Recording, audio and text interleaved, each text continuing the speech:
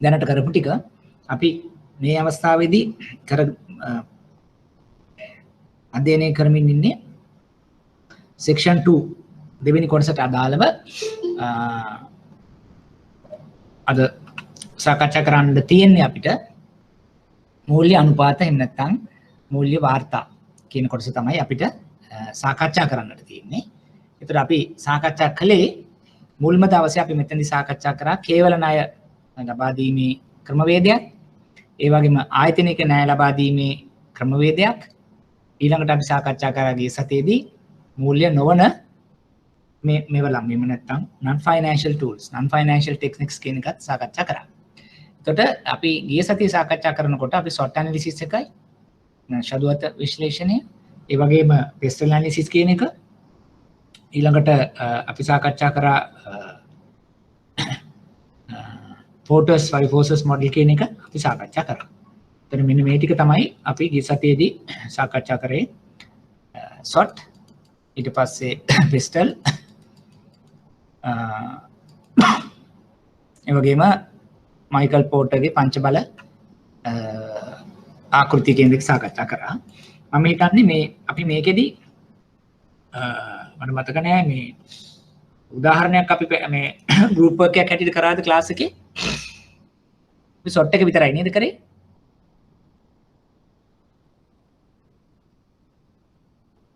SWOT analysis එක නේද අපි ගෲප් වර්ක් එකක් හැටියට කරේ?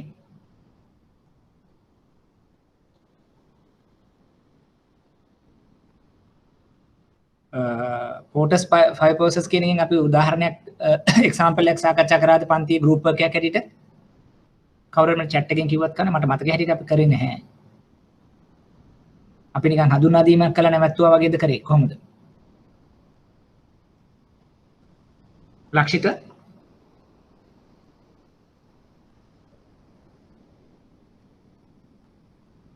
තාරක අපි උදාහරණයක් හැටියට පන්තියේ group work එකක් හැටියට සාකච්ඡා කරාද මට කවුරු chat එකෙන් හරි මට කියන්නේ ඒක මට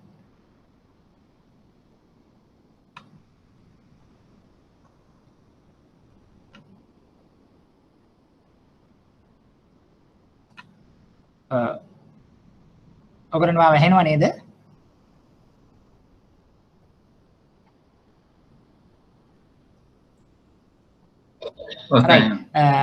අනුර මේ අපි ගිය සතියේ උදාහරණයක් සාකච්ඡා කරාද පන්තියේ group work එකක් හැටියට? last week absent. last week ආපු කවුරු හරි මට කියන්නේ මේ අපි SWOT analysis එක මම හිතන්නේ කරානේ. group work එකක් හැටියට කරා නේද පන්තියේ?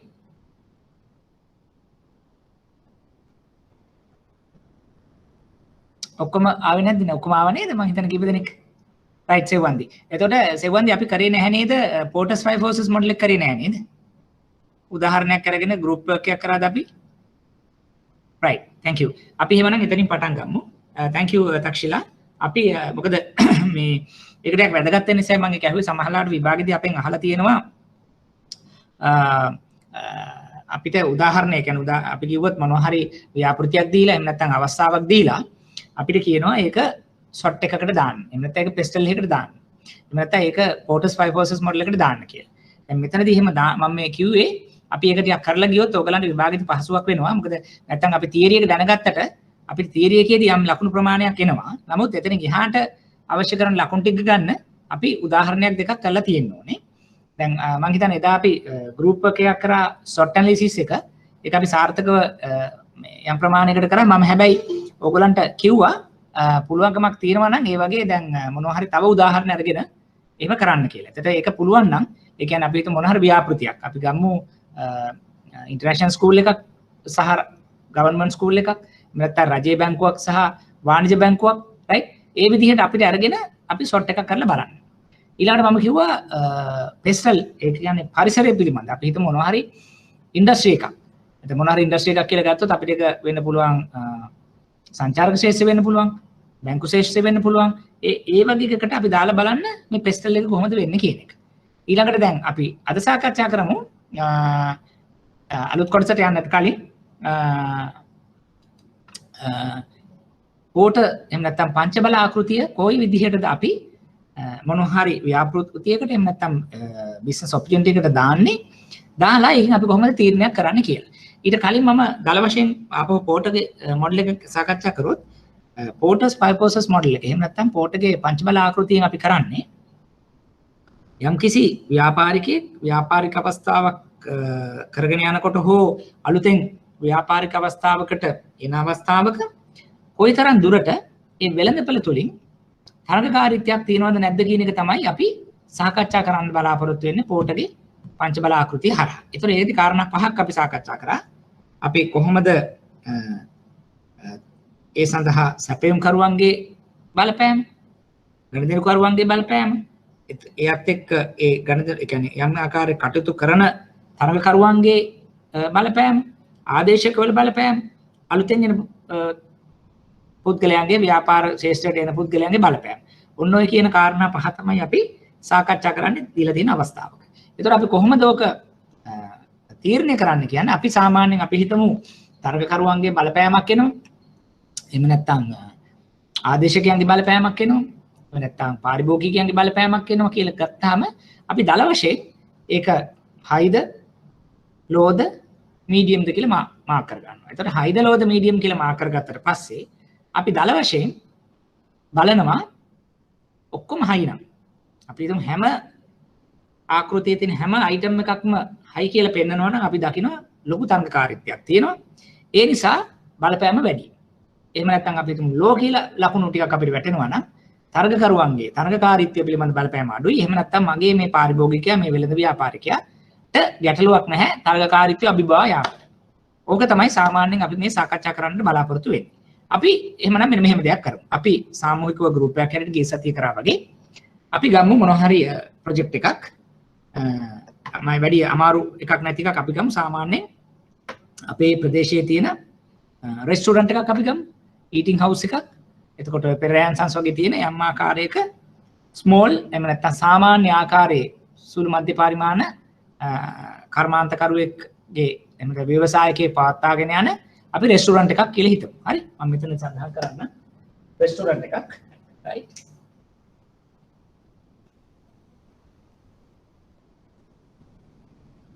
එතකොට අපිට තියෙනවා මෙන්න මෙහෙම හයි කියලා එකක් තියෙනවා, මීඩියම් කියලා එකක් තියෙනවා, ලෝ කියලා එකක් තියෙනවා.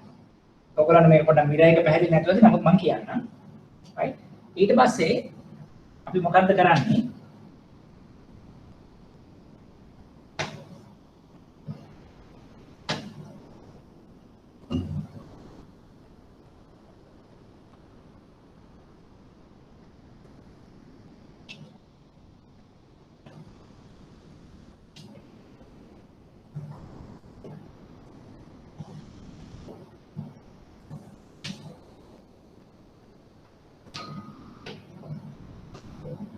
අපි මෙතනදී මේ පැත්තෙන් දාගමු පෝටගේ පංචබල ආකෘතිය. ඔයගොල්ලන්ගේ නෝට් එකක් ඔයගොල්ලෝ දාගන්නකොට ගන්න කොලයක් අරගෙන මේ පැත්තට අපි දාගමු පංචබල ආකෘතිය එක එක කොටස් ටික. පළවෙනි එක අපි දානවා මම ඉංග්‍රීසි වලින් ලියන්නම් bargaining power of suppliers.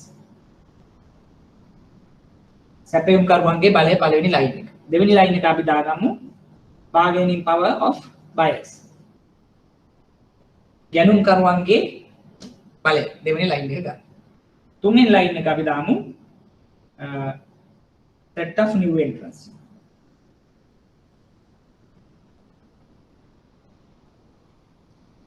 අලුතෙන් එන තරඟකාරීත්වයන්ගෙන් තියෙන බලපෑම. number 3. number 4 ආදේශකයන් substitutes. ආදේශකයන්ගේ බලපෑම එහෙම නැත්නම්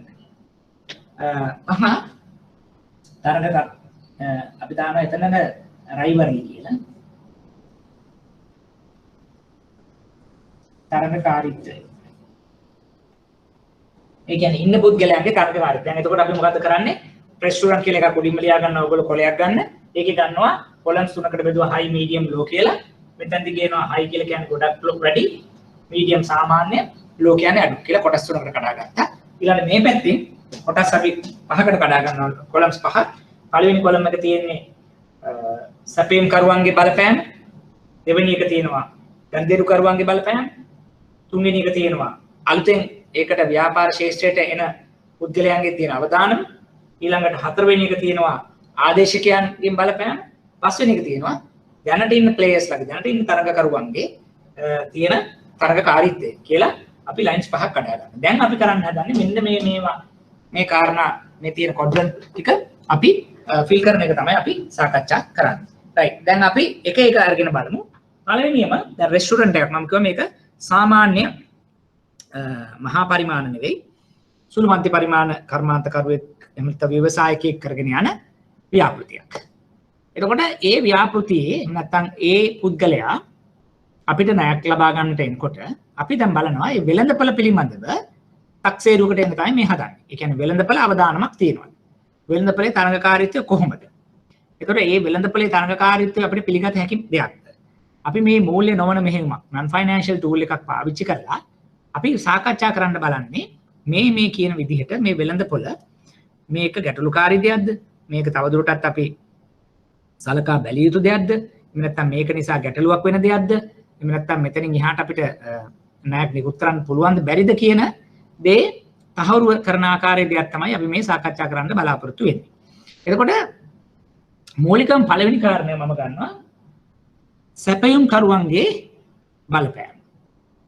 දැන් අපි මුලින්ම හිතුවා අපේ ණයලාභියා සුළු මධ්‍ය පරිමාණ ව්‍යවසායකයෙක් සාමාන්‍ය මට්ටමේ රෙස්ටුරන්ට් එකක් කරගෙන යන. අපි හිතමු නිකන් අපි ඉන්න ප්‍රදේශයේ ටවුන් එකක මෙහෙම රෙස්ටුරන්ට් එකක් තියෙනවා. රයිට්.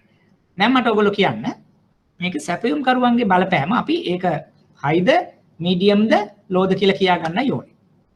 ඔයගොල්ලෝ හිතන විදිහට මට chat එකකින් ඔයගොල්ලෝ දන්නවල පුළුවන් සාමාන්‍ය මේ වගේ ව්‍යාපාරයක් කරන කෙනෙක් ඉන්නකොට ඒ පුද්ගලයාට සැපයුම් කරුවන්ගේ බලපෑම හයිද මීඩියම්ද ලෝද ඔයගොල්ලෝ හිතන විදිහට යෝජනා කරන්න. අපිට සාකච්ඡා කරලා අපි ඇග්‍රී වෙමු හයිද මීඩියම්ද ලෝද කියලා. ඔයගලන් chat එකෙන් මට ඒක දන්නන්න පුළුවන්. ඔව් ලක්ෂිකා කියනවා හයි කියලා. right. අයෝමි හයි, තුෂාන්ත හයි. තව කවුරු හරි මීඩියම් එහෙම නැත්නම් ලෝ කියන කට්ටිය ඉන්නවද? ඔක්කොම හයි කියලා තමයි ඔයගොල්ලෝ කියන්නේ. සෙව්වන්දි හයි. right. එතකොට දැන් අපි මට කිව්වොත් දැන් හයිද මීඩියම්ද ලෝද කියලා කියා ගන්න තීරණය වෙන සාධක මොනවාද කියලා බලමු අපි. right. thank you Eranga. ඔයගොල්ලෝ ඔක්කොම හයි කියලා කියනවා. හරි. අපි බලමු මේක හයිද මීඩියම්ද ලෝද කියලා. දැන් මට කියන්න සාමාන්‍යයෙන් කවුද සප්ලයර්ස්ලා හැටියට වෙන්නේ? රෙස්ටුරන්ට් එකට සප්ලයර්ස්ලා වෙන්නේ ගොඩක් වෙලාවට කවුද? එළවලු වගේ දෙන අය, පළතුරු, මස් මාළු, right? එහෙම නැත්නම් සමහර වෙලාවට ඒගොල්ලෝ ඔය පිටි මොනවා හරි මිලදී ගන්න දේවල් වෙන්න පුළුවන්. එහෙම නැත්නම් ඒගොල්ලන්ට අපි සමහර වෙලාවට තවත් දේවල් මිලදී ගන්න අය වෙන්න පුළුවන්. යම් ප්‍රමාණයකට යම් නිෂ්පාදනයක් කරන්න. එහෙම නැත්නම් අපි තුන් කෑම ඒගොල්ලෝ හදනවා. එහෙම නැත්නම් අපිට තැනකින් හාල් අර එහෙම ගන්න දේවල් වෙන්න පුළුවන්. right. right. එතකොට ඔයගොල්ලෝ නිකන් කියන විදිහට සප්ලයර් කෙනෙක්ගේ භාගයකින් පවයක හයිද ලෝද කියලා තීරණය කරනකොට අපි එදා සාකච්ඡා කරා යම් කාරණා කිහිපයක්. එකක් තමයි අපි හිතමු ඒ රෙස්ටුරන්ට් එකට බඩු සපයන්නේ එකම සප්ලයර් කෙනෙක් නම් ඒ පුද්ගලයා විසින් අර පුද්ගලයාට ඇති කරන බලපෑම හයි.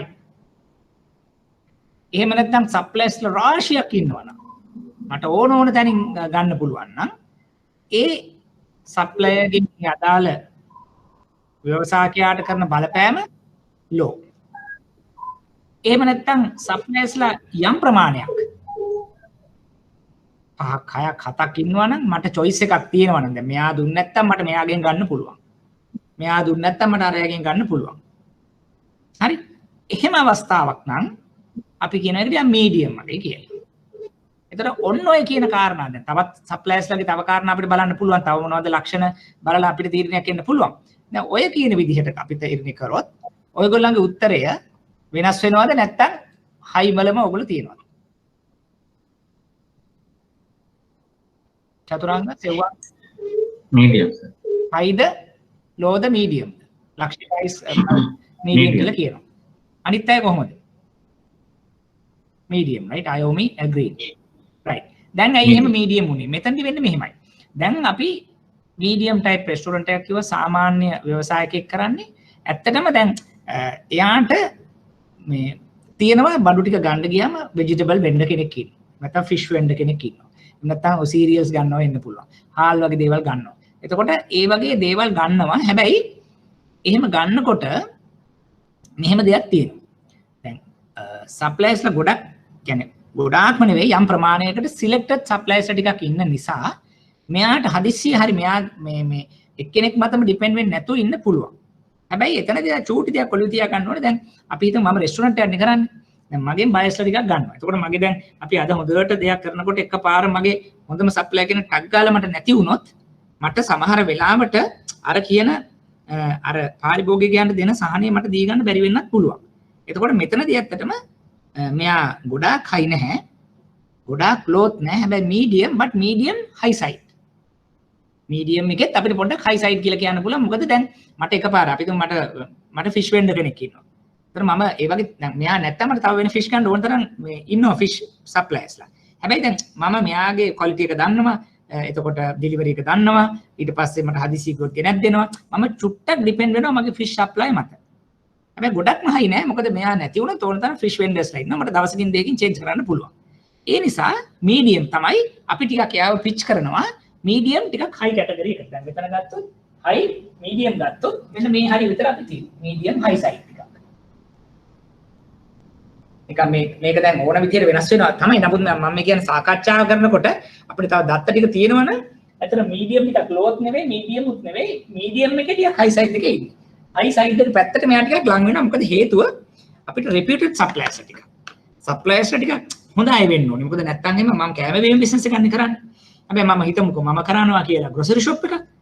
එහෙම නැත්තම් ඔන්න කට්ටියකින් බඩු ටිකක් එනකොට මට ඉතින් හාල් ටික ඔයා දුන්නත් එකයි අරයා දුන්නත් එකයි. මොකද තියාගෙන මේකුරණ එකනේ. මට අඩු තැනකට මම ගිහිල්ලා ගන්නවා. ඒ වෑන් එකකින් මම ගන්නවා. හරි එතකොට මම medium එකේ low පැත්තට යනවා. පැහැදිලිද ඔයගලන්ට? right. මොන හරි ප්‍රශ්න තියෙනවද අපි ඒක medium high side එකට මාක් කරපු එක? එතකොට high නෙවෙයි ඒක medium but medium එකේ චුට්ටක් high පැත්තට බර වෙන්න තමයි අපි මාක් කරගන්නේ. මේක නිකන් අපි නිකන් මැප් කරගත්තාම අපිට අන්තිමට බලා ගන්න පුළුවන් medium කොච්චරද high කොච්චරද low කොච්චරද බලලා අපි overall කියනවා මාකට් එක මෙච්චර competitive කියලා. පැහැදිලිද? right. එහෙනම් අපි ඊළඟ එකට ගියොත් bargaining power of buyers. ඒ කියන්නේ ගණදෙනුකරුවන්ගේ බලපෑම. දැන් මේක small and medium restaurant එකක් තියෙනවා. එතකොට ඕක තිබ්බහම දැන් ඕකට මට buyers ලා ටිකක් ඉන්නවා. ඒ කියන්නේ හැමදාම එන අය ඉන්නවා, bypassers ලා ඉන්නවා, මේ කෙලින්ම ඇවිදගෙන එන අය ඉන්නවා. එහෙම නැත්නම් මගෙන් බඩු ටිකක් අරගෙන වෙන කඩේක කියන්නේ මොනවා හරි permanent delivery base එකක් තියන අය ඉන්නවා. නැත්නම් හදිසි ඕඩර් එකක් ඇවිල්ලා අරගෙන යන අය ඉන්නවා. හරි. එහෙම අය තමයි මගේ buyers ලා කියලා මොනද මම කල්පනා කරනවා. දැන් ඔයා කල්පනා කරලා බලන්න right buyers ලා ටිකක් ඉන්නවා. මෙන්න මේ category එකේ buyers ලා. එතකොට මට සාමාන්‍යයෙන් buyers ලගෙන් මට තියෙන impact එක මොකක්ද? high ද medium ද low ද? මොකක්ද ඔයගොල්ලෝගේ answer එක? හැබැයි ඔයගොල්ලෝ answer කරනකොට බලන්න ඕනේ කීපයක්. number of buyers ගොඩාක් ඉන්නවද? එක්කෙනෙක් දින්නේ ටිකක් ඉන්නවද? එහෙම නැත්නම් ඒගොල්ලන්ගේ expectations කොහොම වගේ වෙයිද? එතකොට ඒගොල්ලෝ කොයි විදිහටද මේක බලාපොරොත්තු වෙන්නේ? ඒක වැඩිපුර take overs take aways ද තියෙන්නේ? dining ද තියෙන්නේ? අන්න ඒ වගේ පොඩි නිකන් දල චිත්‍රයක් මවාගෙන තමයි. මොකද නැත්නම් අපි දැනට මේ exercise එකේදී ඔක්කොම උදාහරණ අපිට නැහැනේ.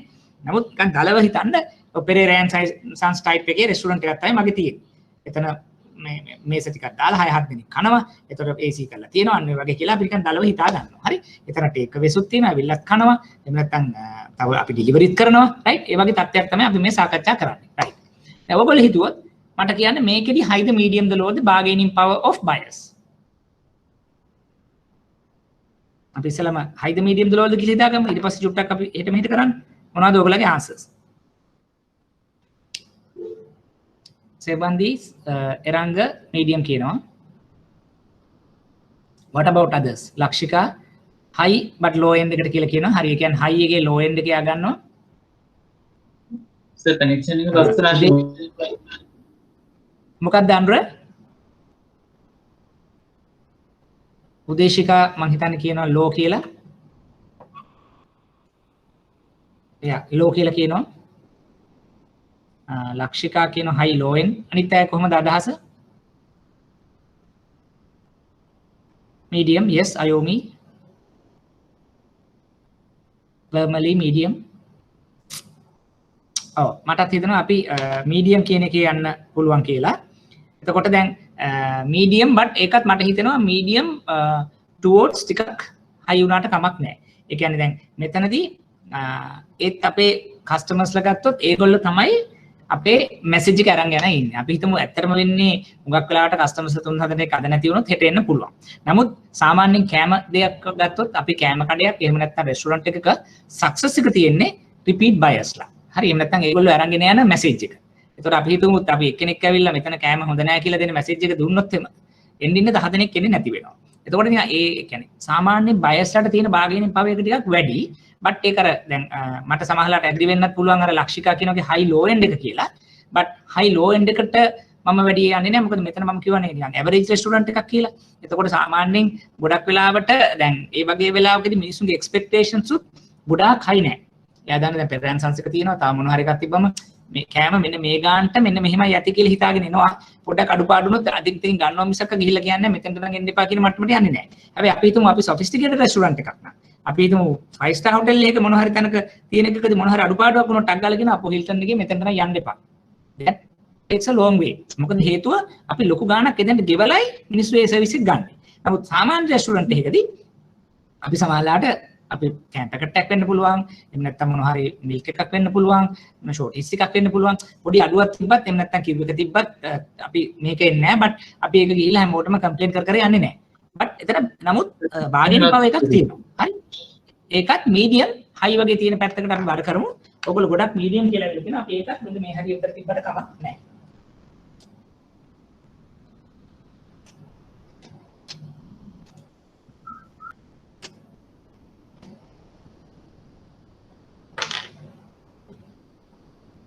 මේ හරිය රීච් කරනවා. අපි දැන් ඊළඟට යම් තුන්වෙනි එක. threat of new entrants. ඒක ඔයගොල්ලෝ කොහොමද දකින්නේ? ඒකත් medium type එකේ organization එකක්. එතකොට දැන් මට අලුතෙන් එක්කෙනෙක් ඇවිල්ලා රෙස්ටොරන්ට් එකක් දාන්න සෙට් වෙන සම්භාවිතාව කොහොමද? එහෙම නැත්නම් එහෙම එන රෙස්ටොරන්ට් එකක් එන එකක අපිට හිතෙනවද වැඩි බලපෑමක් තියෙන ඉන්ඩස්ට්‍රි එකක්ද මේ කියන්නේ? මොකක්ද ඒකට උත්තරේ?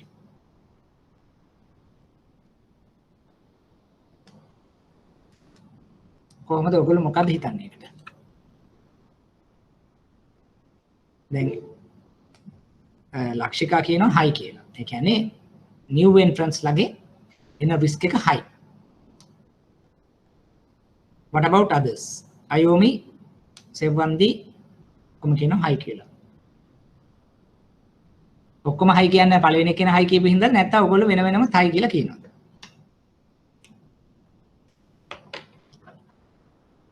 Medium low, yes medium කියලා කියනවා. ඔව්. ඇයි ඔයගොල්ලෝ දැන් එහෙම හිතන්නේ? දැන් අපි බලමු මේක medium size restaurant එකක්. එතකොට අලුත් එක්කෙනෙකුට මෙතෙන්ට එන්න තියෙන හැකියාව අපි high ද medium ද කියන තත්ත්වය තමයි සාකච්ඡා කරන්නේ. මොකද ගොඩක් ඇවිල්ලා අපිට තියෙනවා medium ටිකක්. මම හිතන්නේ ඔව් medium තමයි ඒකට උත්තරේ මම හිතන්නේ ආවේ. නෑ. medium high ටිකක් තියෙනවා medium high තියෙනවා 4ක්.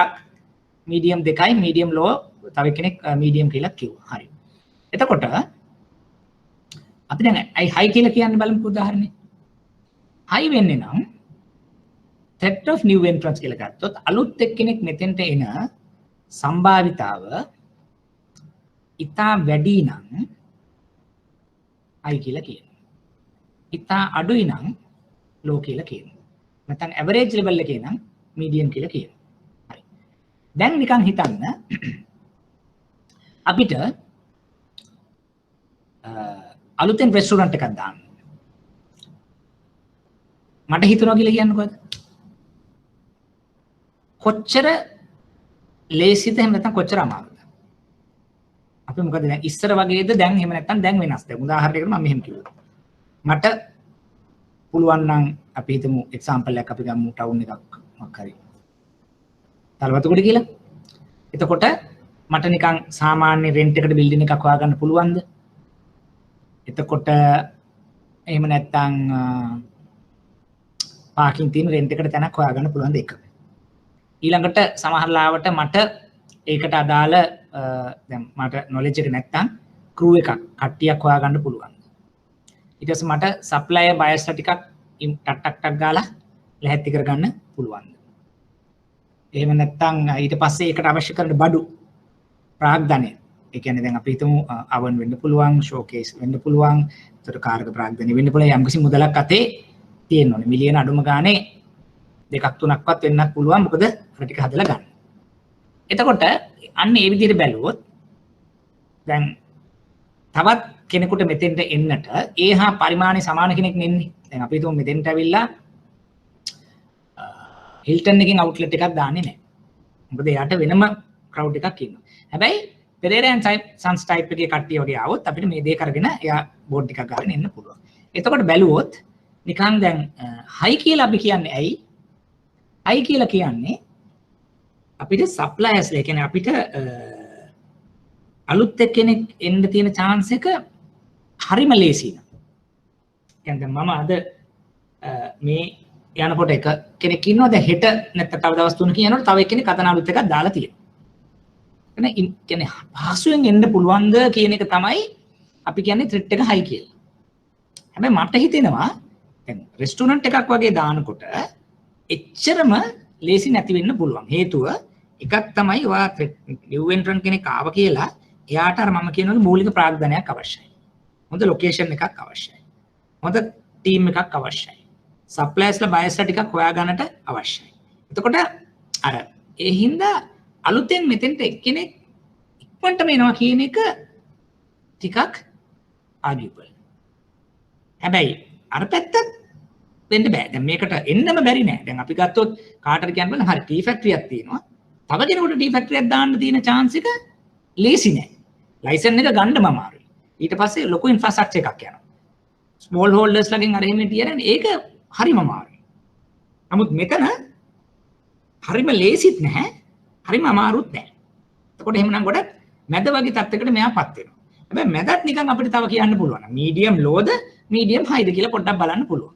සාමාන්‍යයෙන් ගත්තොත් අර අපි එදාට වඩා අද පහසුයි එක්කෙනෙකුට එන්නේ. ඒක උදාහරණයක් ගත්තොත් ජම් ප්‍රමාණයක් මුදලක් තියෙනවා නම් එයාට ලොකු අමාරුවක් නැහැ සප්ලයර්ස්ලා ටිකක් හොයාගන්න, බයර්ස්ලා ටිකක් හොයාගන්න, හොඳ අපිරන්ස් එකක් මේව කරගන්න. අනිත් එක ඉස්සර වගේ දැන් ගත්තොත් සියලුම දේවල් මුදලට ගන්න ඕනේ නැහැ. අපිට ඕන නම් ලීස් එකට ගන්න පුළුවන්. ඔය ආවන්න අර එහෙම. ඒතකොට දැන් අර මේක අනිත් එක මීඩියම් ටයිප් එකක් හින්දා ලොකු ඉන්වෙස්ට්මන්ට් එකක් ඕනෙත් නැති වෙන්න පුළුවන්. මිලියන 2කින් 3කින් කරන්න පුළුවන්. ඒක නිසා මට හිතෙනවා මේක නිකන් මීඩියම් right medium level එකේ තියන්න පුළුවන් risk එකක් මේක. දැන් මම මේ කියන්නේ මේක වෙනස් වෙන්න පුළුවන් දත් එනකොට. නමුත් දල වශයෙන්ම low නෙවෙයි height නෙවෙයි. නමුත් medium level එකේ තිබ්බට කමක් නැහැ කියන තත්යකට අපිට agree වෙන්න පුළුවන්. දැන් මොකද අපිට කරුණු කාරණා තව එනකොට අපිට ගොඩක් වෙලාවට මේක පැහැදිලි කර ගන්න පුළුවන්. මෙතන medium කියන එකේ තේරුම සාමාන්‍යයෙන් තරඟකරුවන්ට ඉතා පහසුත් නැහැ, ඉතා ලේසිත් නැහැ. නමුත් යම්කිසි focus effort එකක් දාන පුද්ගලයෙකුට මේ රෙස්ටොරන්ට් එකක් සතියක් ඇතුළත තව රෙස්ටොරන්ට් එකක් කෙනෙක් එච්චර අරුමයක් නෙවෙයි. මොකද ඒකේ කන්ටෙක්ස්ට් එකක් තියෙනවා නම් මුදල් ටිකක් තියෙනවා නම් දැන් අපිට අනිත් එක තමයි දැන් මිලියන 3-4ක ඉන්වෙස්ට්මන්ට් එකකින් රෙස්ටොරන්ට් එකක් දාන්න පුළුවන් even less than that. Rent එකට ඒක අරගෙන කී මනි දෙන්න ඕනේ. නමුත් දැන් අපි හිතමු මිලියන 15ක 20ක ඉන්වෙස්ට්මන්ට් එකක් වෙන්නේ නැහැ රෙස්ටොරන්ට් එකක් දාගෙන. එතකොට මිලියන 2-3ක් වගේ ගන්නකොට ලෝන් එකකුත් දාලා අතිනු ටිකක් දාලා chance එකක් තියෙනවා එන්න. ඒක නිසා අපි ඒක මීඩියම් වගේ තියලා තියෙමු. බට් අර මම කිව්වා වගේ සමහරලාට වෙනස් වෙන්න පුළුවන්. දත්තාන්න. හරි. මේ වගේ තියෙනවා. ඊළඟට ආදේශක. substitutes. මොනවද අපිට සාමාන්‍යයෙන් දැන් රෙස්ටොරන්ට් එකක එයා දැන් අපිට හරියටම රෙස්ටොරන්ට් එකේ ඔපරේට් වෙන විදිය ගැන හරිය අදහසක් නැහැ. සමහරට එයාගේ තියෙන්නේ එතන තියෙන කෑම කන කෙනෙක් වෙන්න පුළුවන්, ඩෙලිවරි විතරක් කරන කෙනෙක් වෙන්න පුළුවන්, ටේක් අවේස් විතරක් වෙන්න පුළුවන්. එතකොට බත් එතකොට ෂෝට් ටීට්ස් අනිත් මොනවා හරි ඔය මිල්ක් දේවල් හැම දෙකම එහෙම දෙයක් තියෙන එකක් වෙන්න පුළුවන්. එතකොට දැන් මේකට ආදේශක කවුද? ඒ ආදේශකයන්ගේ බලපෑම කොහොමද? දැන් අපි ඇත්තටම ආදේශක කියන්නේ ඒකම වෙන්න පුළුවන්. දැන් ඔයා විකුණන දේම තව චුට්ටක් වෙන කෙනෙක් විකුණන දෙයක් ආදේශකයක් ඇරෙන්න ගන්න පුළුවන්. එහෙම නැත්නම් සමහර ලාවට ওই වගේම කැෆටේරියා එකක් තියෙනවා. ඔකට ආදේශකයක් වෙන්න පුළුවන්. කීල්ස් එක ඇතුලේ කැෆේ එකක් දාන්න එක දැන්. ඒකත් ආදේශකයක්. අපි කලින් හිතුවේ නෑනේ. මේ කීල්ස් එකේ ඒකෙත් දැන් බත් පැකට් විකුණනවා. හරි. ඒකෙත් පොඩි කෑල්ලක තියෙනවා පොඩි කැෆේ එකක්, රෙස්ටොරන්ට් එකක්. එතකොට අපි assume කරොත් ඉස්සර කීල්ස් එකට ගිහිල්ලා එන ගමන් බඩු ටිකක් කරන් මෙතනින් ගියා කියලා නෑ. දැන් කීල්ස් එකේ එකක් තැන ක්‍රෙඩිට් කාඩ් එකෙන් ගිහලා එහෙම ගෙදර යනවා. අපිට අතවනාගෙන යනවා මේ රෙස්ටුරන්ට් එකට කෙලින්ම ගෙදර. සෝ ආදේශකයෝ. ඒගොල්ලෝ ඒ කියන්නේ මේ වගේම ආදේශක වෙන්න පුළුවන්. එහෙම නැත්නම් මේ භාණ්ඩ වලට ආදේශක වෙන්න පුළුවන්. එහෙම නැත්නම් මේ ඒක මේ අපි කරන නිෂ්පාදනයකට හරියන තව එකක් වෙන්න පුළුවන්. උදාහරණයක් ගත්තොත් අපි දැන් මෙතනදී කියනවා pastry rolls හදලා දෙන තැනක් මෙතන. අපි කඩෙන් ගන්නවා pastry හදන්න ඕන mix එකත් එක්ක එකම දින ගෙදර ගිහලා තෙලට දාලා අපි කනවා. ඉස්සර මෙතනින් අරන් ගියා දැන් අතනින් ගිහලා කනවා. දැන් කොත්තු එක අපි මෙතනින් හදලා ගත්තා. සද්දෙත් එක්ක ඔක්කොම අහගෙන ඉඳලා කෑවා අපි young generation එක කාලේ. දැන් පැකට් එක තියෙනවා කාගිල්ස් එකේ නැත්නම් කීල්ස් එකේ. අපි මොකද කරන්නේ? ඒක අරන් ගිහලා mix කරලා ඔන්න ගෙදර අපි වෙනම කන්න පටන් ගන්නවා. ඔන්න දැන් කෑම වලට ආදේශක තියෙනවා. ස්ථාන වලට ආදේශක තියෙනවා. හරි? එහෙම නැත්නම් අපි තියෙන සර්විස් එකට ආදේශක දැන් take home ද එහෙම නැත්නම් delivery ද එහෙම නැත්නම් එතන dining ද ඒවට ආදේශක තැන් වල දීලා තියෙනවා. right? ඔන්න ඔය කියන context එක කියලා ගත්තොත් ආදේශක වල බලපෑම high ද medium ද low ද? high any other? ඉරංගා යායෝමි විතරද ඉන්නේ? medium yes high ලක්ෂිත ලක්ෂිකා වර්මලි ඔක්කොම high කියලා කියනවා. yes අපි majority is going with the high මාත් high කියලා කියනවා. මොකද medium එක වෙන්න පුළුවන්. නමුත් දැන් මම කිව්ව සාධකත් එක බැලුවහම ඇත්තටම රෙස්ටුරන්ට් එකකට අද මම කියන medium size restaurant එකක් ගත්තොත් ටිකක් competition එකක් එහෙම නැත්නම් ආදේශකයන්ගේ බලපෑමක් තියෙනවා. මොකද ඉස්සරට වඩා වෙනස් ක්‍රමවේද. දැන් උදාහරණයකට ගත්තොත් අපි පික්මීලා එහෙම නැත්නම් Uber Eats ඒගොල්ලොත් දැන් ඇවිල්ලා ගෙදරට ඩිලිවර් කරලා දෙනවා. ඒතර ඒකෙන් කවද්ද බලපෑම කාටද දෙන්නේ? කවුරුත් හිතුවද මේ අපිට මෙතන ඔන්ලයින් ඕඩර් කරලා කෑම එකක් මෙතෙන්ට එනවා සාමාන්‍යයෙන් කරේ ඔය කියන රෙස්ටුරන්ට් එකෙන් අපි ඩිලිවර් කරා. හරි? දැන් එහෙම නෙවෙයි. ඒ රෙස්ටුරන්ට් එකට අමතරව දැන් Uber එකෙන් වෙනම අපිට එනවා එකක්. හරි එහෙම නැත්නම් අර මම කිව්වා සුපර් මාකට් කන්සෙප්ට් වල තිබ්බා. ඉස්සර අපි එතනින් ගිහිල්ලා කෑම ටිකක් මෙතනින් අරන් ගියා. දැන් සුපර් මාකට් එක ඇතුළෙම අපිට සමහර දේවල් තියෙනවා. ඉතින් එතකොට ඒක ටිකක් අපිට හයි සයිඩ් කියලා ගන්න පුළුවන්. මොකද මීඩියම් එකට වඩා අපි ටිකක් හයි පැත්තකට තිබ්බට කමක් නැහැ. ආදේශකයෝ එතන ඉන්නවා කියන එක. අපි අන්තිම එක තරගකාරීත්වය. එතන තියෙන ප්ලේයර්ස් ලගේ කම්පිටිෂන් එක කොහොමද ඔය අපි කියන රෙස්ටුරන්ට් අතර. එතකොට ඒක සාමාන්‍යයෙන් ඒ රෙස්ටුරන්ට් අතර තියෙන තරගකාරීත්වය තීරණය කරන්නේ කොච්චර රෙස්ටුරන්ට්ස් ඒවට තියෙනවද? එතකොට මොනවද ඒකින් දෙන සර්විස්? මොනවද වැලි වෙඩඩ් සර්විස්? පාකින් එහෙම කොහොමද? එහෙම නැත්නම් ඒගොල්ලන්ගේ ලෝයලිටි එක කොහොමද? අන්න ඒ වගේ කාරණා මත. දැන් අපිට සියලුම දේවල් මෙතන ඔළුවේ නෑ. මොකද ප්‍රොජෙක්ට් එක දැක්කොත් අපිට කියන්න පුළුවන්. දැන් අපේ කස්ටමර් කෙනෙක් කෙනවා නම් එයා රෙස්ටුරන්ට් එකක් මම දානවා. නැත්නම් මගේ රෙස්ටුරන්ට් එකට මට ඇඩිෂනල් ලිමිට් එකක් ඕනේ කියලා. එතකොට මම මොකද කරන්නේ? මම තව ඉස්සරහා ගන්නවා. මට කියන්න අසල්වාසීන් රෙස්ටුරන්ට් කවුද? ඒගොල්ලන්ගේ කොච්චර කාලයක් මේ ප්‍රදේශයේ ඉන්නවද? සාමාන්‍යයෙන් දවසකට ඒගොල්ලන්ගේ සේල්ස් ඔයා දකින විදිහට කොහොමද? ඔයා කොච්චර සේල්ස් එක්ස්පෙක්ට් කරනවද?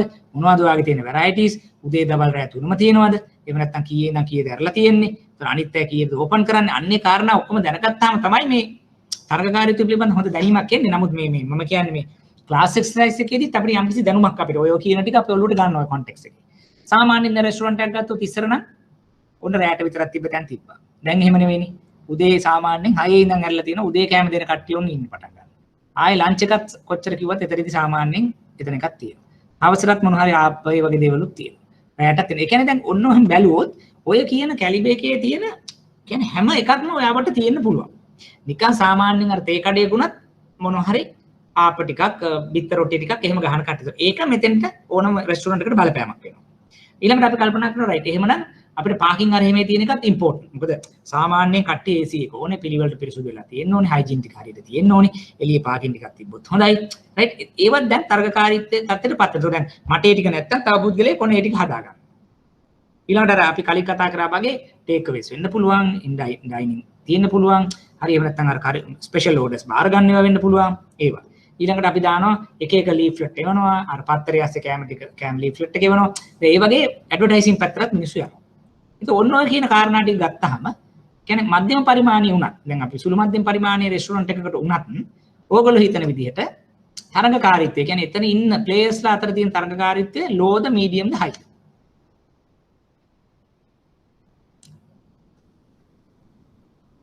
එරංග මුලින්ම කියනවා හයි කියලා. අනිත් අය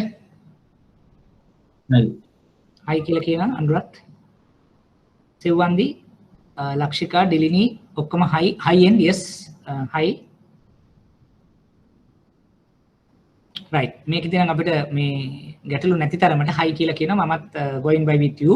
මොකද අපි අර කොච්චර කිව්වත් මම අර කිව්වාගේ මූලික ප්‍රාග්ධනය අඩුයි නම් එතකොට අනිත් එක තමයි අද ගත්තොත් හුඟක් වෙලාවට කියන්නේ සාමාන්‍ය පාරිභෝගිකයන්ගේ රටාව ගොඩක් වෙලාවට වෙනස් වෙලා යම් ප්‍රමාණයකට ඒගොල්ලෝ කඩවල් වලින් රෙස්ටෝරන්ට් වලින් කන්න යම් තත්යකට මේ කොවිඩ් එක එන්න කලින් මම කියන්නේ උදාහරණයකට තිබුණා ට්‍රෙන්ඩ් එකක් තිබුණා නිසා අර කියන වගේ හැමෝම එක එක දේවල් කරන්න පටන් ගන්නවා. පැකේජින් වලින් වෙන්න පුළුවන්. එහෙම නැත්නම් අපි දෙකක් ගන්නකොට එකක් දෙනවා වෙන කියන්න පුළුවන්. පීසා වගේ ගත්තොත් ඊට වඩා වෙනස් දෙයක් මත ඒ වෙනුත් ලොකු ඉම්පැක්ට් එකක් එන්න පුළුවන්. මොකද අපි දැන් මීඩියම් ටයිප් රෙස්ටෝරන්ට් එකක් ගිහුවම සාමාන්‍යයෙන් අපිට per head එහෙම නැත්නම් per package එක බිල් එක රුපියල් 500 සිට 1500 කියලා හිතන්න. 500 1500 පැක් එකකට ලොකු කට්ටියක් ඉන්නවා කේට කරන්න. හරි? පීසා ගත්තොත් 2000ක විතර පැකේජ් එකක් ගන්නකොට තව 500ක 1000ක එක ටිකක් නිකන් දෙනවා. ඒතර ඇවරේජ් මිනිස්සු කල්පනා කරනවා රයිට් මම මොකද 1500ට මෙතන නම් ගන්න අරක 1800 තව එකක් එනවා නේද? ගෙදරටම ගෙනත් දෙනවා නේද? ඔන්නේ පැත්තේ. රයිට් ඊළඟට අපි කතා කරොත් සමහරවිට ෆ්‍රයිඩ් රයිස් වගේ දෙයක් ගත්තොත් රෙවරන්ස් සංස්ථින්න දැන් මේකේ ෆ්‍රයිඩ් රයිස් එක එතකොට එහා සමානව දෙන්න ඕන. සමහරට ඊට වඩා වැඩිපුර වෙන්න පුළුවන්. ඒක ලස්සන පැකේජ් එකක්. හොඳ බොක්ස් එකක් දාලා දුන්නොත් උඩ පිළිගැනීම වැඩි. රයිට් ඒ වගේ මිනිස්සු පොඩ්ඩක් එක්ස්පෙක්ටේෂන්ස් හයි. ඉන්ග්‍රීඩියන්ට් එක කියන්නේ ඇතුලේ මොනවා වුණත් අර ප්‍රසන්ටේෂන් එක සමහරලාට ඉම්පෝටන්ට්. ඊළඟට සමහරලාට කතා කරන විදිහ, සර්විස් කරන විදිහ, එතකොට ඇතුළේදී කොහොමද ඉන්ෆ්‍රාස්ට්‍රක්චර් හදලා තියෙන්නේ, එතකොට පාකින් කොහොමද අන්න ඕවත් හැමෝම බලනවා පොඩ ඉන්ට්‍රොඩියුස් කරලා නිකන් පොඩි මෙතන කම්පිටිෂන් එකක් ඇති කරන්න. ඉතින් එතකොට බැලුවාම ඒක ටිකක් හයි එන්ඩ් එක හින්දා අපි හයි කියලා තියෙනවා. දැන් නිකන් බැලුවටම ඔන්න දැන් අපි මේ අපිට තියෙන දත්ත යම් ප්‍රමාණයකට තියෙන විදිහට අපි මොකද කරේ? අපි තීරණය කරනවා ඕටගේ පංච බලාකෘතියේ කාරණා පහක් ගත්තා. ඒ පහට අපේ දත්ත පාවිච්චි කරලා වෙළඳපොළ එහෙම නැත්නම් වෙළඳපොළේ තියෙන තරඟකාරීත්වය කොහොමද කියන තීරණය කියන එක්සර්සයිස් එක මෙතන කරා. යම් උපකල්පන වලට යටත්. දැන් මෙතන සමහරලාට මේක 100% සාධාරණ වෙන්නේ නැහැ. මේ දත්ත ගත්තට පස්සේ අපිට සියලුම දේවල් අර මම කිව්වේ දැන් අපි හිතුවොත් සැපයීම් කරුවන්ගේ බලය තීරණය කරන්න අපි ගාව චෙක් ලිස්ට් එකක් තියෙනවා. ඒ විස්තර අපි කස්ටමර්ගෙන් අහනවා. ඒක අහලා තමයි මෙතන ඇවිල්ලා මම මේ හයිද මීඩියම්ද කියලා කියන්නේ. උදාහරණයකට ඒ කස්ටමර් කිව්වොත් රයිට් ඒ පැත්තම තියෙන කඩේ මන් විතරයි. වෙන කවුරුත්ම නැහැ. රයිට් අනිවාර්යෙන් මම මොන කෑම දුන්නත් කස්ටමර්ස්ලා ගන්නම ඕනේ.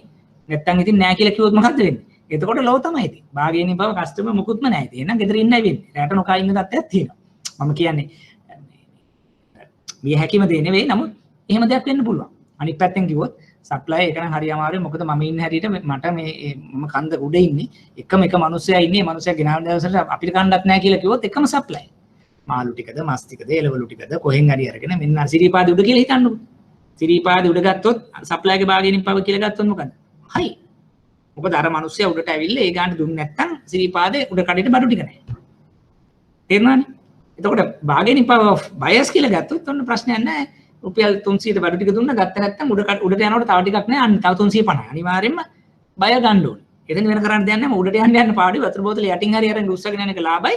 මේ 300 උඩ 350. එතන බයගේ භාගයෙන් පව ඒගොල්ලෝ ඕන සිරිපාදේ උඩ නගිනකොට. සප්ලයිගේ හයි.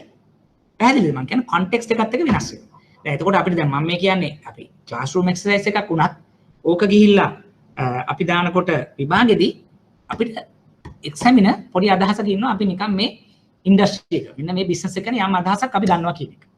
ඒතර ඒක පාවිච්චි කරගෙන තමයි මේ වගේ ඇනලයිස් එකක් කරන්නේ. දැන් මේක නිකන් බැලුමටම අපි දකිනවා හයි ඒවා දෙකක් තියෙනවා. හයි මීඩියම් දෙකක් තියෙනවා. මීඩියම් එකක් තියෙනවා. මේක එතකොට නිකන් මේක බැලුමටම අපි මෙන්න මේ හරිය පිච් එක. මෙන්න මේ හරිය තමයි දැන් ඇත්තටම නිකන් ඇවිල්ලා තියෙන්නේ. එතකොට මේක හැටිය බැලුවහම දැන් අපි කිව්වොත් වැඩිපුරම ලෝ ගොඩාක් එනවා නම් මීඩියම් ගොඩාක් එනවා නම් ඔන්න කම්පිටිෂන් එක ලෝ. නැත්තම් මේක දැන් මේ පැත්තට බර වෙලා තියෙනවා නම් highly competitive market එකක්. ඔන්න ඔය තමයි අපි ගන්න තියෙන්නේ. එතකොට දැන් කස්ටමර් එනවා අපෙන් ලෝන් එකක් ඉල්ලනවා වෙන්න පුළුවන් මැෂින් එකක් ගන්න එහෙම නැත්තම් කාර්ක ප්‍රාග්ධනයට යම් ආකාරයකට ඒ එනකොට අපි මොකද කරන්නේ? අපි බලනවා. මෙන්න මේක තමයි ඔයාගේ අනිත් ඒවා හරි. සොට් එක අපි කරා, පෙස්ටල් එක අපි කරා. එතකොට අපි තවදුරටත් අපිට බලන්න ඕනේ වෙළඳපොළ වාගේ. ඒක තරගකාරීද නැද්ද? සමහරට මේක තමයි මේක බ්‍රේක් පොයින්ට් එක. highly competitive business එක. තරගකාරීත්වය උඩරිම වැඩි නම් අපි සමහරවිට කියනවා right නෑ. එහෙමනම් what risky. ඔයා මේ අලුතෙන් ඉන්වෙස්ට්මන්ට් එකක් දාලා තව මේ මැෂින් එකක් අරගෙන ඒකෙන් ඔයා ඒක කැපෙක්ස් මේවා කරගෙන ඔයාට මේ ගාන සේල්ස් ගන්න තව ඔයා පැක්ස් අඩුම ගානේ 50ක්වත් දවසට විකුණන්න ඕනේ. මෙච්චර මාකට් එකකට ඔයාට 50ක් විකුණන්න බෑ. ඒ නිසා ඔයා මේ ලෙවල් එකේ ප්‍රයිසින් කරන ඊට වඩා අඩු ලෙවල් එකේ ප්‍රයිසින් එකට කියලා දැන් බලන්න තියෙන මට්ටමින් තව අයිටම් 5ක් 6ක් විකුණනොත් මේක සර්විස් කරන්න පුළුවන්. මොකද මේ තරගකාරීත්වය බලපානවා කොහෙටද? ඒ වගේ ඉන්කම් එකට. ටර්න්ಓවර් එකට. හරි. ෆයිනෑන්ෂල් ටර්න්ಓවර් එක එහෙම නැත්නම් ඉන්කම් එක එන්නේ නැත්නම් මේ මොකුත් කළා හරියන්නේ නැහැ. දැන් මේ දේ නොකර අපි කියනවා රයිට් නෑ නියමයි මමත් ඇවිල්ලා කියන කස්ටමර් මෙහෙමයි සර් මම හොඳටම කරනවා. ප්‍රශ්නයක් නෑ අවුරුදු ගාණක් කරන් යනවා මම තමයි ඉතින් එතන හොඳටම කරන්නේ රයිට් එහෙමනම් කියලා අපි අප්‍රූව් කරලා දෙනවා. ගිහිල්ලා බැලුවන් පස්සේ මොන පිස්සුද? දැන් ගිහිල්ලා බලනකොට මෙතන කස්ටමර් පහයි ඊට තව මේ කඩවල් තුනකට හැපෙන තව රෙස්ටුරන්ට් එකක්. ඒ ඇස්සේ තව පෙරයන් සංසකින් හරි තව මොකක් හරි එකකින් තව හතර වටේට කැම බෙදන තැනක්. හරි අමාරුයි. ඔන්න කම්පිටිෂන් එක ඊට පස්සේ. right එතකොට ඒක නිසා අපි හරි තීරණයකට ගන්නවා. ඒක හරි තීරණය ගන්නේ සබ්ජෙක්ටිව් නෙවෙයි ඔබ්ජෙක්ටිව් කෝල් එකක් ගන්න. දත්ත ටිකක් එකතු කරලා මොඩල් එකට දානවා. දැන් මේක හරියට කියන්න පුළුවන්. දැන් මේ බලන්න ඔයා කියපු ටික මම ගත්තා. මම ගත්තට පස්සේ ඔයාගේ මාකට් එක එන හයි. දැන් highly competitive. දැන් මේකට අපි මොකද්ද කරන්නේ? ඔන්න දැන් ස්ට්‍රැටජිස් යා කියනවා right. එහෙනම් මම කියනවා right මෙන්න මේ වගේ කස්ටමර් බේස් එකට මම ඩෙලිවරි කරනවා. මම ආයතන දෙකක් තුනක් එක්ක මොනවා හරි ඇග්‍රීමන්ට් එකක් කරලා ඒගොල්ලන්ට මම ලන්ච් එක දෙන්න පටන් ගන්නවා. ඊළඟට මම සප්ලයර්ස්ලා ටිකක් එක්ක මගේ තියෙනවා අවුරුද්දක දෙකකට මට පොඩි සප්ලයි අරේන්ජ්මන්ට් එකකට යනවා. එතකොට අන්න එහෙම කරනකොට ඊට පස්සේ පොඩි අපීරන්ස් එකේ පොඩි වෙනසක් කරනවා. පාකින් වගේ දෙයක් කරනවා. ඩෙලිවරි එහෙම නැත්නම් ඔන්ලයින් මොනවාද ටේක් අවේ වලට මම වෙනම account එකක් දානවා. දැන් ඔන්න ඒ වගේ පොඩි ටිකකුත් එක්ක මම කියනවා right මෙන්න මේක තමයි මගේ බිස්නස් ප්ලෑන් එක. අන්න ඒක ඊට වඩා ඉෆෙක්ටිව්. මේ ක්‍රමය නිසා අපි තව දෙයක් ඉන්ට්‍රොඩියුස් කරලා එයා ඊළඟ තලයට අපි අරන් යනවා.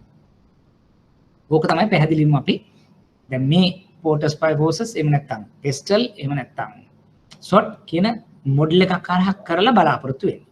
දැන් ඇයි අපි මෙතෙන්ට ආවේ? ඔයගලන්ට මතක නම් අපි මුලින්ම කරා තනි පුද්ගල ඇඟීම් නැත්නම් ආයතනික ඇඟීම් කියන දේවල් අපි කරා. ඒව කරලා ඉවර වෙලා අපි මොකද කරේ? ඒව කරලා ඉවර වෙලා ඊළඟට අපි තීරණයකට ආවා. දැන් ඒ කියන තැනකදී අපි හිතමුකෝ වෙළඳපළ වෙන්න. එහෙම නැත්නම් කළමනාකාරීත්වය, එහෙම නැත්නම් පරිසරය පිළිබඳ තවදුරටත් අපි කාරණා හොයන්න ඕනේ. දැන් අපි පරිසරය පිළිබඳ එහෙම එන්වයරන්මන්ට් එක පිළිබඳව දියුණු කරනවා නම් පෙස්ටල් එකට යනවා. එහෙම නැත්නම් කළමනාකාරීත්වය මෙහෙයුම් ක්‍රියාවලිය නම් අපි SWOT එකකින් කරනවා. එහෙම නැත්නම් ඉන්ඩස්ට්‍රි එක මාකට් එක නම් අපි යනවා Porter's Five Horses වලට. ඊට පස්සේ අපි මූල්‍ය තත්ත්වයට බලනවා නම් ඔන්න දැන් ෆයිනෑන්ෂල් ටූල්ස් තමයි අපි අද ඉදිරියට කරන්න බලාපොරොත්තු වෙන්නේ. පැහැදිලිද? දැන් මේක නිකන් ඉගෙන ගත්තට වැඩක් නැහැ. දැන් මේක කොතෙන්ටද දාන්න කියන එකයි වැදගත් වෙන්නේ. පුද්ගලෙක් නෑග් ගන්නාම තනි පුද්ගලෙක් වුණත් එයා කියනවා රයිට් මම ඉන්නේ කන්ස්ට්‍රක්ෂන් ඉන්ඩස්ට්‍රි එකේ. මම හાર્ඩ්වෙයාර්. මම මෙහෙම හાર્ඩ්වෙයාර් පිටකොටුවෙන් අරගෙන විකුණන කෙනෙක්. අන්න දැන් ඒතර මට කල්පනා කරනවා රයිට් ඔයා හાર્ඩ්වෙයාර් රයිට් ප්‍රශ්නයක් නෑ. ඒතර ඔයාගේ ඉන්කම් එක ඔක්කොම මම බලනවා බැලන්ස් ෂීට් බලනවා ඒක හරිය. මට දැන් කියන්නේ ඉන්ඩස්ට්‍රි එක. අන්න දැන් ඔයාගේ තරගකාරීත්වය. මොනවද විකුණන බඩු? කාටද විකුණන්නේ? ක්‍රෙඩිට් එකටද ගන්න සප්ලයර්ස් ක්‍රෙඩිට් තියනවද? ඔන්න දැන් මම අහනවා. හાર્ඩ්වෙයාර් කොහෙද? මොනවද විකුණන බඩු? තව කවුරු හරි හાર્ඩ්වෙයාර් අපිට විකුණන කට්ටිය ඉන්නවද? ළඟපාත කට්ටිය කවුරු හරි ඉන්නවද? මොකද තරගකාරීත්වය කොච්චර කාලයක් ස්ටොක් තියන් ඉන්නවද? එහෙම නැත්නම් ඔයාගේ තියෙනවද බල්ක් ස්ටොක් හැටියට යන එකක් තියෙනවද? නැත්නම් කොන්ට්‍රැක්ටර්ස්ලාට මොන හරි ඕඩර්ස් දෙනවද? අන්න. දැන් බිස්නස් මොඩල් එක අපි ක්වෙස්චන් කරන්න පටන් ගත්තා. බිස්නස් මොඩල් එක ක්වෙස්චන් කරනකොට තමයි මේ කියන මොඩල් එක පාවිච්චි වෙන්නේ. එහෙම නැත්නම් one of the best කියනවා අවුරුදු ගාණක් හිටියා අපි කියන leading hardware merchant කියනවා. ඔක්කොම හරි. හැබැයි leading මේ following කියලා වැඩක් නැහැ. ඔයාගේ hardware එකට හැබැයි තව hardware එකක් දාපු ගමන් ඔයාට එන ගාණ දෙකට බෙදලා යනවා. එච්චරයි. කිසිම ප්‍රශ්න hardware එකේදී ලොකු වෙනසක් නැහැ නේ. ඔයාගෙන් යකඩ පුරු ගත්තා, තරයෙන් ගත්තා, ඔයාගාවත් ලංව තියෙනවා, ඔයාගෙත් තියෙනවා, ඔයාගෙත් මෙල්ලා තියෙනවා, ඔයාගෙත් මෙල්ලා තියෙනවා. ඉතින් ලේසි දෙනකින් ගන්නවා. තමන් ට්‍රාන්ස්පෝර්ට් එක දෙනෙක් ගන්නවා වෙන්න පුළුවන්. දැන් ආරයා මොකද කරන්නේ? ගෙදරට ගිහිල්ලා දානවා. සයිට් එකට ගිහිල්ලා දාන එකක් එයා කරනවා. එහෙම බිස්නස් මොඩල් තියෙනවනේ. චූටි කඩයක් තියෙන hardware but order එක ගන්නවා. ඔයා බලන්න එපා. ඔයාට order එක පිටකොටුවෙන් ගෙලින් ඩෙලිවර් කරනවා. දැන් අපි හිතනවා නෑ hardware එක ලොකුවට තියෙනවා. දැන් එයා සාම්පල් තියාගෙන එයා බිස්නස් එක කරනවා පිටකොටුවත් එක්ක. එයා ටයිලුත් කරනවා. එයා රොසෙල් එකේ අර එහෙම සාම්පල් ටික තියාගෙන මෙන්න මේවා ටික තමයි මහත්තයා ඕන දේ මම දෙන්නම්. ඔන්න ගෙදරට බඩු ටික ඩෙලිවර් වෙනවා. අපි හිතන්නේ නෑනේ hardware ඒ ලෙවල් එකට එයි කියලා. දැන් මෙයාගේ තට්ටු දෙකක බිල්ඩින් නේ ස්ටෝර්ස් තියෙනවා. අර පොඩි කඩේක ඒත් hardware. but මෙයාගේ තව බිස්නස් එක කරේ ගන්න. ඒ බිස්නස් මොඩල් එක වෙනස් වෙලා තියෙනවා. ඒවා අපි ඔලුවට එන්න ඕනේ. අපි හිතුවා hardware කියන්නේ නෑ තට්ටු පහක බිල්ඩින් නැත්නම් hardware නෑ කියලා කිව්වට වැඩක් නෑ. අද වෙනස්. අද එක එක platforms වල ඒක ඇවිල්ලා තියෙනවා. right. එතකොට මම හිතනවා යම් ආකාරයකට මේ කියන මොඩල්ස් තුන ඕගොල්ලන්ට පැහැදිලි වෙන්න ඇති. එතකොට දැන් ඕගොල්ලන්ගෙන් මම බලාපොරොත්තු වෙන්නේ දැන් අපි උදාහරණ දෙකකුත් කරා හැකියාවක් තියෙනවා නම් ගෙදර ගිහිල්ලා තව හිතන්න. ස්මෝල් IT කම්පැනි එකක් කියලා හිතන්න. දැන් අපි රෙස්ටුරන්ට් එකක් ගත්තා. එහෙම නැත්නම් ඉන්ටර්නැෂනල් ස්කූල් එකක් කියලා හිතන්න. උගන්න මොකක් හරි ප්‍රදේශයක තියෙන දෙයකට පෝට් එකේ ෆයිල් ප්‍රොසෙස් එක දාලා බලන්න. හරිම වෙන්න ඕනේ නැහැ. දැන් අපි කතා කරනකොට කිව්වා දැන් අපි හයි 3ක් ඉන්නවා. ලෝ 2ක් ඉන්නවා. මීඩියම් 2ක් ඉන්නවා. ඉතින් අපි දැන් අපි උදාහරණ ගත්තොත් සෙව්වන්දි හයි කියනකොට ලක්ෂිකා කියන හයි එන්ඩ් එක. right? So like සමහර අය මීඩියම් මේක දැන් ඔක්කොම ගියාවා දැන් එහෙම කියනවා. ඉතින් එතකොට දැන් ඔයගොල්ලන්ට හිතමු right එයා එහෙම කියන්නේ මොකද එයා තියෙන කාරණා ටිකත් එක්ක. ඔයා කාරණා ටිකක් එක්ක. නමුත් දැන් අපි අර මේක ඇනලයිස් කරන ලෙවල් එකට අපි එන එක තමයි වැදගත් වෙන්නේ. එතකොට දැන් අපේ උපකල්පන වලට යටත් තමයි අපි මෙහෙම දාන්නේ. එතකොට එක්සැමිනර්ට අපි කියනොත් නෑ මෙන්න මෙහෙම තියෙන නිසා අපි මේක හයි කියනවා. විභාගෙදී වැරදින්නේ නෑ. විභාගෙදී අපි යම් කරන ක්‍රමවේදයට යා ලකුණු දෙන්න පටන් ගන්නවා. මොකද කාටවත් මේක එටර්නලි කියන්න බෑනේ හරියටම මෙන්න මේකයි මේකයි කියලා කියාගන්න බෑ. ඒක කියන්න බැරි අපිට සියලු தත්ත නැති නිසා. right. මොන හරි questions තියෙනවා මේ මොඩල්ස් තුන සම්බන්ධයෙන්. අපි ඊළඟ තැනට යන්න කලින්.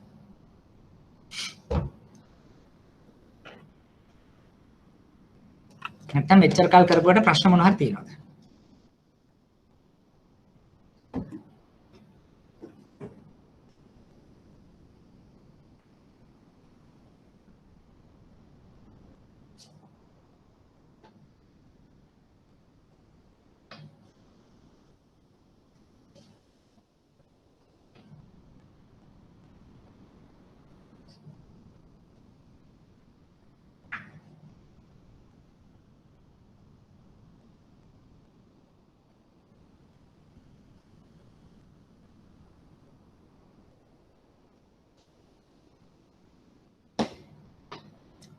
මොනවද තියෙන ගැටලු?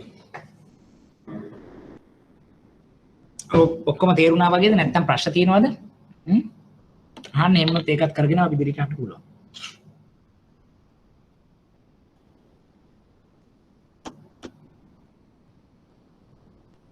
all clear?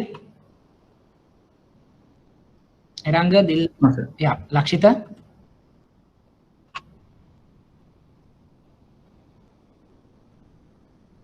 Sivandi? All clear? Okay. තියෙනවද මොනවා හරි ප්‍රශ්න?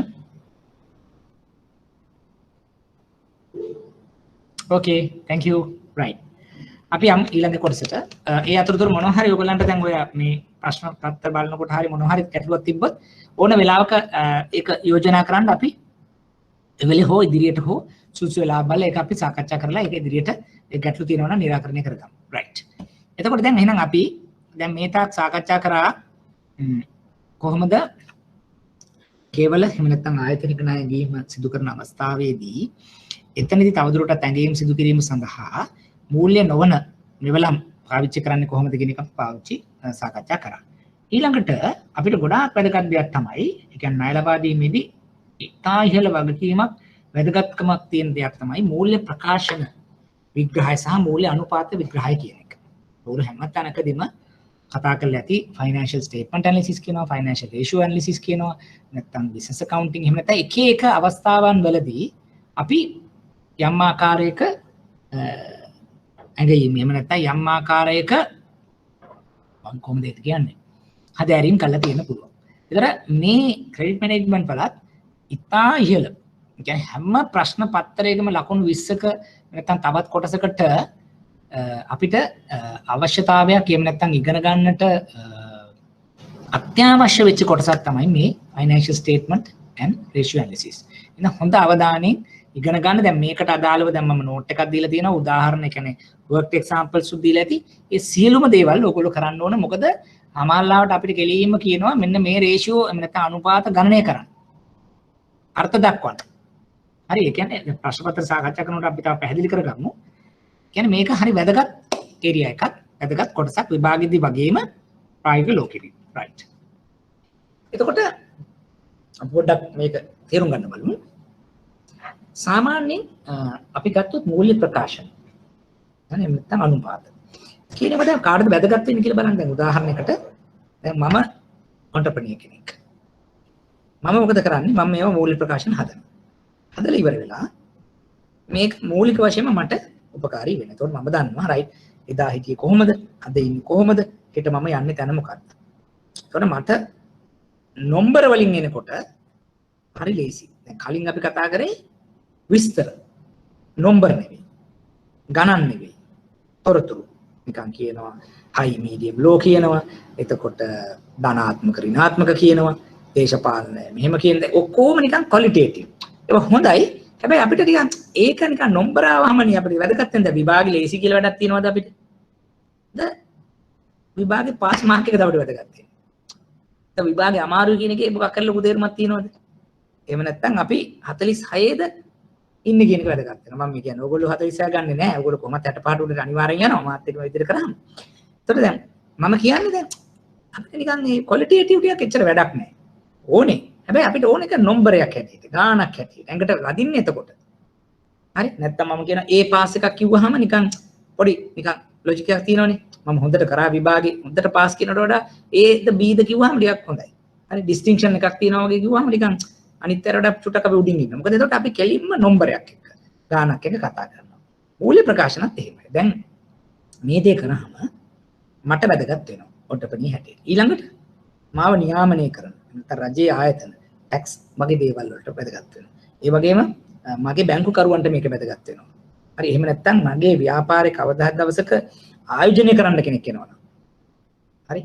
ඒ කියන්නේ මේක අපි ගත්තොත් හරි ජොයින්ට් වෙන්චර් එකකට නැත්නම් මගේ ව්‍යාපාරයේ එතකොට ප්‍රගතිය බලලා නිෂ්පාදන දිහා බලලා සේවා දිහා බලලා බ්‍රෑන්ඩ් නේම් එක දිහා බලලා කෙනෙක් මං ගාවට එනවා. එතකොට ඒකටත් මෙන්න මේ කියන මූල්‍ය ව්‍යාපාරය තුල තියෙන ප්‍රකාශන වැදගත් වෙනවා. නැත්නම් අපිට කොච්චර කිව්වත් හොඳ බ්‍රෑන්ඩ් එකක් බ්‍රෑන්ඩ් නේම් එකක් තියෙනවා කිව්වට එයා බලනවා රයිට් බ්‍රෑන්ඩ් එක කොහොමද ආවම මොකද ඉන්ටැන්ජිබල් වැලියු එක කොහොමද නෙට්වර්ක් එයා යන්න පටන් ගන්නවා. ඒක මේවට. මොකද ඒවා තමයි ඔඩිටර් කෙනෙක් කරා ගණනාධිකාරී කෙනෙක් කරා එතකොට මේක සර්ටිෆයි කරාම ඔන්න පිළිගැනීමක් එන්න පටන් ගන්නවා. දෙක. එතකොට විග්‍රහය පාසු කිරීමට අර්ථවත් වෙන මූල්‍ය අනුපාතය දාගෙන විශ්ලේෂණය කරනවා. මූල්‍ය අනුපාතය කියන සම්බන්ධ දත්තයන් දැක් සැසඳීමෙන් අනුපාතයන් ගන්නේද? මෙතනදී මේ කියන්නේ මොකද්ද? දැන් අපි සාමාන්‍යයෙන් කියන්නේ දැන් මේ අපි මූල්‍ය අනුපාතය නැත්නම් විශ්ලේෂණය සසඳනවා. රිලටිව්ලි කම්පැරිසන් එකක් කරන්න ඕනේ කියන එක තමයි මෙයා කියන්නේ. නැත්තම් නිකම්ම අපි කියනකට වඩා. හරි. ඒක දැන් තුන්වෙනි ලයින් එකේ තවත් පැහැදිලි කරනවා. තනිවැගේම අර්ථවත් වෙන්නේ නැහැ. අතීත දත්ත සැසඳීම වගේම ව්‍යාපාරය කර්මාන්තයේ සාමාන්‍ය සැසඳීම් කරන්න වෙනවා. එතකොට රටාවන් නැඹුරුතාවයන් හඳුනා ගන්න පුළුවන්. මොකද්ද මේ කියන්නේ? දැන් අපි තව ටිකක් පැහැදිලි කරොත් දැන් හිතන්නකෝ ඔයා ව්‍යාපාරයක් කරනවා. එතකොට දැන් ඔන්න ඔයා බැංකුවට ගිහලා කියනවා රයිට් සර් මෙහෙමයි මම මෙන්න මෙහෙම ටෙක්ස්ටයිල් ට්‍රේඩ් කරනවා ඉම්පෝට් කරලා විකුණන්නේ. එතකොට මගේ ටර්න් ඕවර් නිකන් මම අහනවා බැංකු කරුවා හැටියට. 2 බිලියන් අවුරුද්දට සාමාන්‍ය කියලා 2 බිලියන් ඉතින් හරි හොඳයිනේ. නියමයි නේ 2 බිලියන් රයිට් කියන ඉතින්. ඒතකොට දැන් ඔයගොල්ලන් පැත්තෙන් ගත්තොත් දැන් 2 බිලියන් ටර්න් ඕවර් එකක් කියලා කිව්වහම ඔයගලන්ට මොකද හිතෙන්නේ? ඒක නිකන් හොඳයිද? එහෙම නැත්නම් like නිකන් ඒක මදිද වැඩිද ඒ වගේ දෙයක් ගැන වගේ අදහසක් ඔයාලට එනවද නිකන් 2 බිලියන් කියලා කිව්වොත්?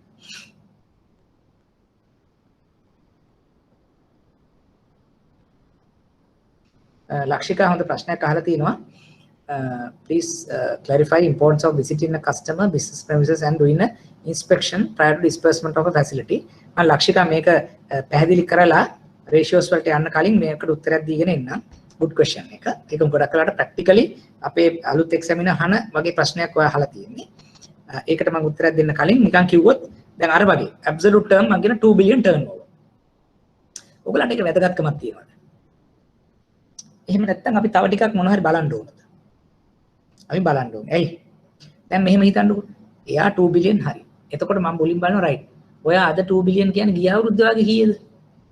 ගිය අවුරුද්දේ 3. ඉතින් වැඩක් නැහැ නේ 2 බිලියන් අඩු වෙලානේ. ඔන්න එතනම බැලුවොත් නෙගටිව්. හරි. ඔයා 2 බිලියන් කියනවා.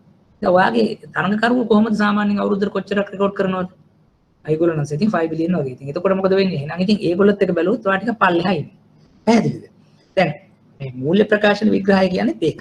හැම වෙලේම අපි ඇබ්සලූට් නෙවෙයි බලන්න ඕනේ. රිලටිව්. සසඳන්න ඕනේ. ගිය අවුරුද්දට අදට හෙටට එකක්. එහෙම නැත්නම් මගේ තරගකරුවන් එක්ක මම කොහෙද? එමෙතන වෙළඳපොලේ තියෙන ප්‍රවණතා එක්ක මම කොහෙද?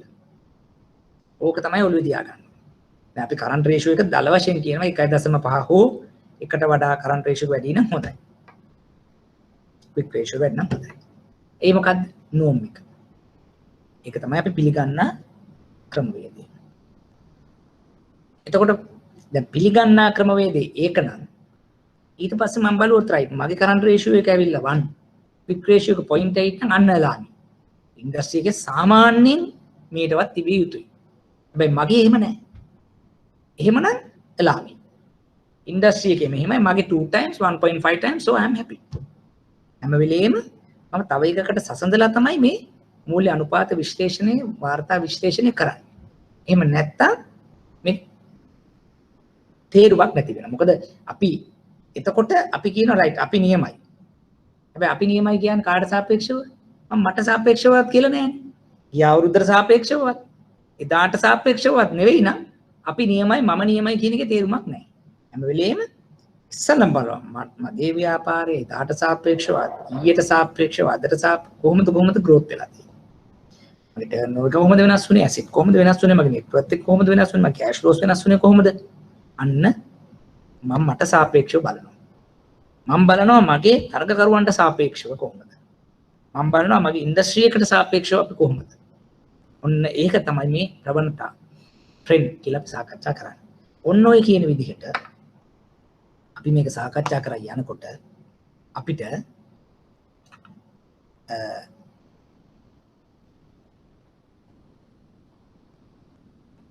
අවශ්‍ය වෙන දෙයක් තමයි මෙන්න මේ මූල්‍ය අනුපාතයන් සාකච්ඡා කරන්නට සිද්ධ වෙනවා. දැන් මෙතනදී මම මේ ගැන කලින් අර ප්‍රශ්න උත්තරයකුත් දෙන්නම්.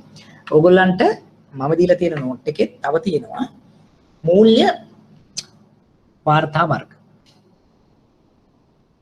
ලාභ ශේෂපත්‍ර මූල්‍ය ප්‍රකාශන මූල්‍ය ප්‍රවාහ ප්‍රකාශන P&L balance sheet cash flow. ඒ ගැන කියවන්න. ඒ මොනවද කියලා බලන්න. P&L එකේ මොකද්ද වෙලා තියෙන්නේ? balance sheet එකේ මොකද්ද වෙලා තියෙන්නේ? cash flow එකේ මොකද්ද වෙන්නේ කියලා තීරණය කරන්න. දැන් ඒ කියන තත්ත එහෙම නැත්නම් ඒ කියන ස්ටේට්මන්ට් වල තියෙන අනුපාත ටිකක් තමයි මම මෙතනදී පෙන්නලා තියෙන්නේ. profitability, efficiency, liquidity, gearing, investor කියලා ratios පහ. දැන් එක ටෙක්ස්ට් බුක් එකකින් ටෙක්ස්ට් බුක් එකට ගත්තොත් මේ කියන ratios ටික ඊට වඩා වෙනස් වෙන්නත් පුළුවන්. එහෙම නැත්නම් විවිධ ආකාරයකට මේක අර්ථ දක්වලා තියෙන්නත් පුළුවන්. ඒකට කලබල වෙන්න දෙයක් නැහැ.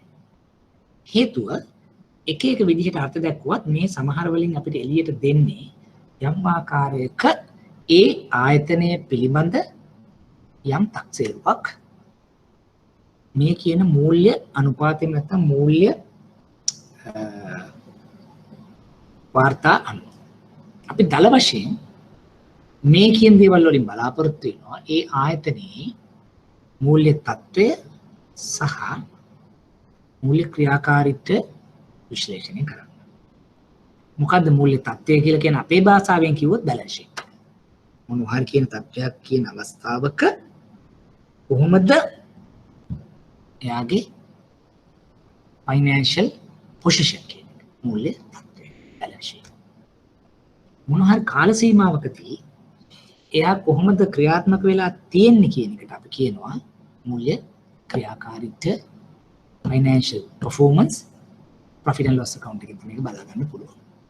මම නිකන් වෙන පැත්තකින් ඔයාලට කියලා දුන්නා මොකද්ද මේ මූල්‍ය තත්ත්වය මූල්‍ය ක්‍රියාකාරීත්වය. අපිට වැදගත් වෙන්නේ මූල්‍ය තත්ත්වය සහ ක්‍රියාකාරීත්වය තමයි. මූල්‍ය තත්ත්වය මූල්‍ය ක්‍රියාකාරීත්වය අපිට වැදගත් වෙනකොට අපි මොකද කරන්නේ? අපි කල්පනා කරනවා මොනවද P&L එක මොනවද balance sheet එක. ඒ දෙක එතකොට තවදුරටත් පරිහරණය කරන්නට නම් මූල්‍ය අනුපාත අපිට අවශ්‍ය වෙනවා. මූල්‍ය අනුපාත අපි පහක් නැත්නම් හයක් ඉගෙන ගන්නවා. ඒවා ලාභදායක, කාර්යක්ෂම, ද්‍රවශීල, තෝලන, ආයෝජන.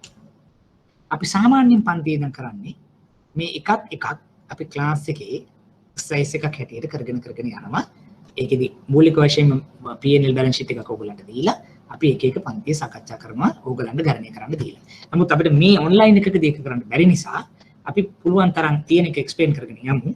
ඊළඟට ඕගොල්ලන්ට නිදහස් වෙලා ඕගොල්ලන්ට පුළුවන් ඔය මගේ ටියුට් එකේ තියෙන P&L balance sheet එක අරගෙන මේ කියපු අනුපාත නැවත ගණනය කරලා තවදුරටත් ඕගොල්ලන්ට ඒක පැහැදිලි කරගෙන එහෙම නැත්නම් ඒක අපි කියන භාෂාවෙන් කියනවා ඒකට දාගෙන ඉන්න උත්සාහ ගන්න ඕන කියන එක තමයි මම පැහැදිලි කරන්නේ. right. මම එතනදී චුට්ටක් නවත්තලා අර ප්‍රශ්නයක් අහලා තිබුණා.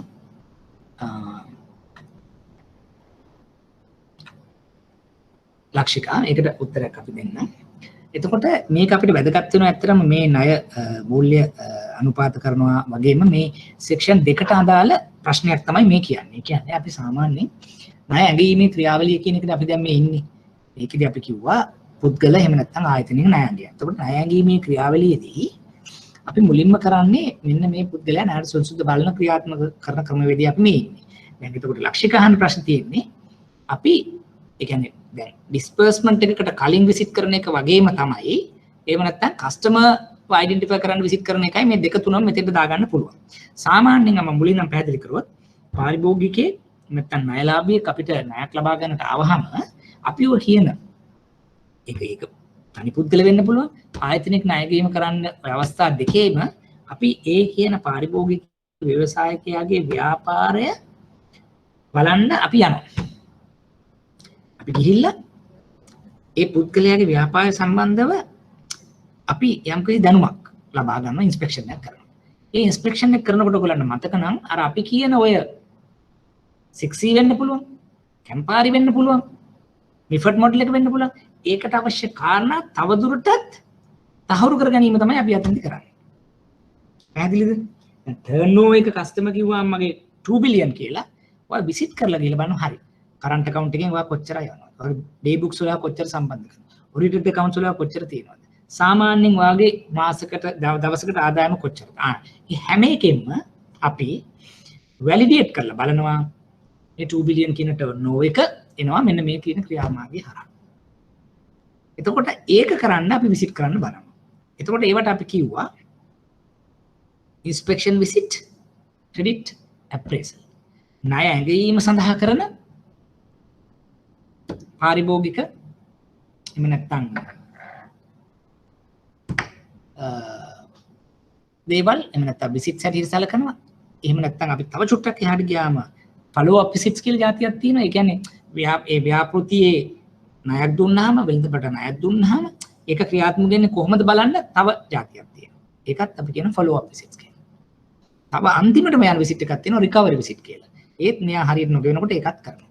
දැන් මේ ලක්ෂිකාහන ප්‍රශ්න තියෙන්නේ ඩිස්පර්ස් කරන්න කලින්. ඒ කියන්නේ අපි ණයක් අනුමත කරනවා. ඒක ව්‍යාපෘතියක් වෙන්න පුළුවන්, සාමාන්‍ය ණයක් වෙන්න පුළුවන්. එතකොට දැන් අර මම කිව්වාගේ මුලින්ම බිස්නස් විසිට් එකක් යන්න පුළුවන්. ඒකට අපි කියනවා බිස්නස් ඩෙවලොප්මන්ට් විසිට් කියලා හිතන්නකෝ, මාකටිං විසිට් එක. ඊළඟට ප්‍රොජෙක්ට් නැත්නම් බිස්නස් ඉන්ස්පෙක්ෂන් එකක් යනවා. ඒ කියන්නේ කොහොමද මේ ව්‍යාපාරය පිළිබඳ මාකට් කියලා කියන්නේ එක්කෙනෙක් අලුතෙන් ගන්න. එයා ගත්තට පස්සේ යාට ණයක් දෙනකොට ඉන්ස්පෙක්ට් කරලා බලනවා මේ ව්‍යාපාරය කොහොමද බලන්නේ.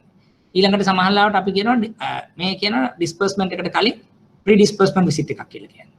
මම උදාහරණයකට ප්‍රථමව අපි යන විසිට් එකක්.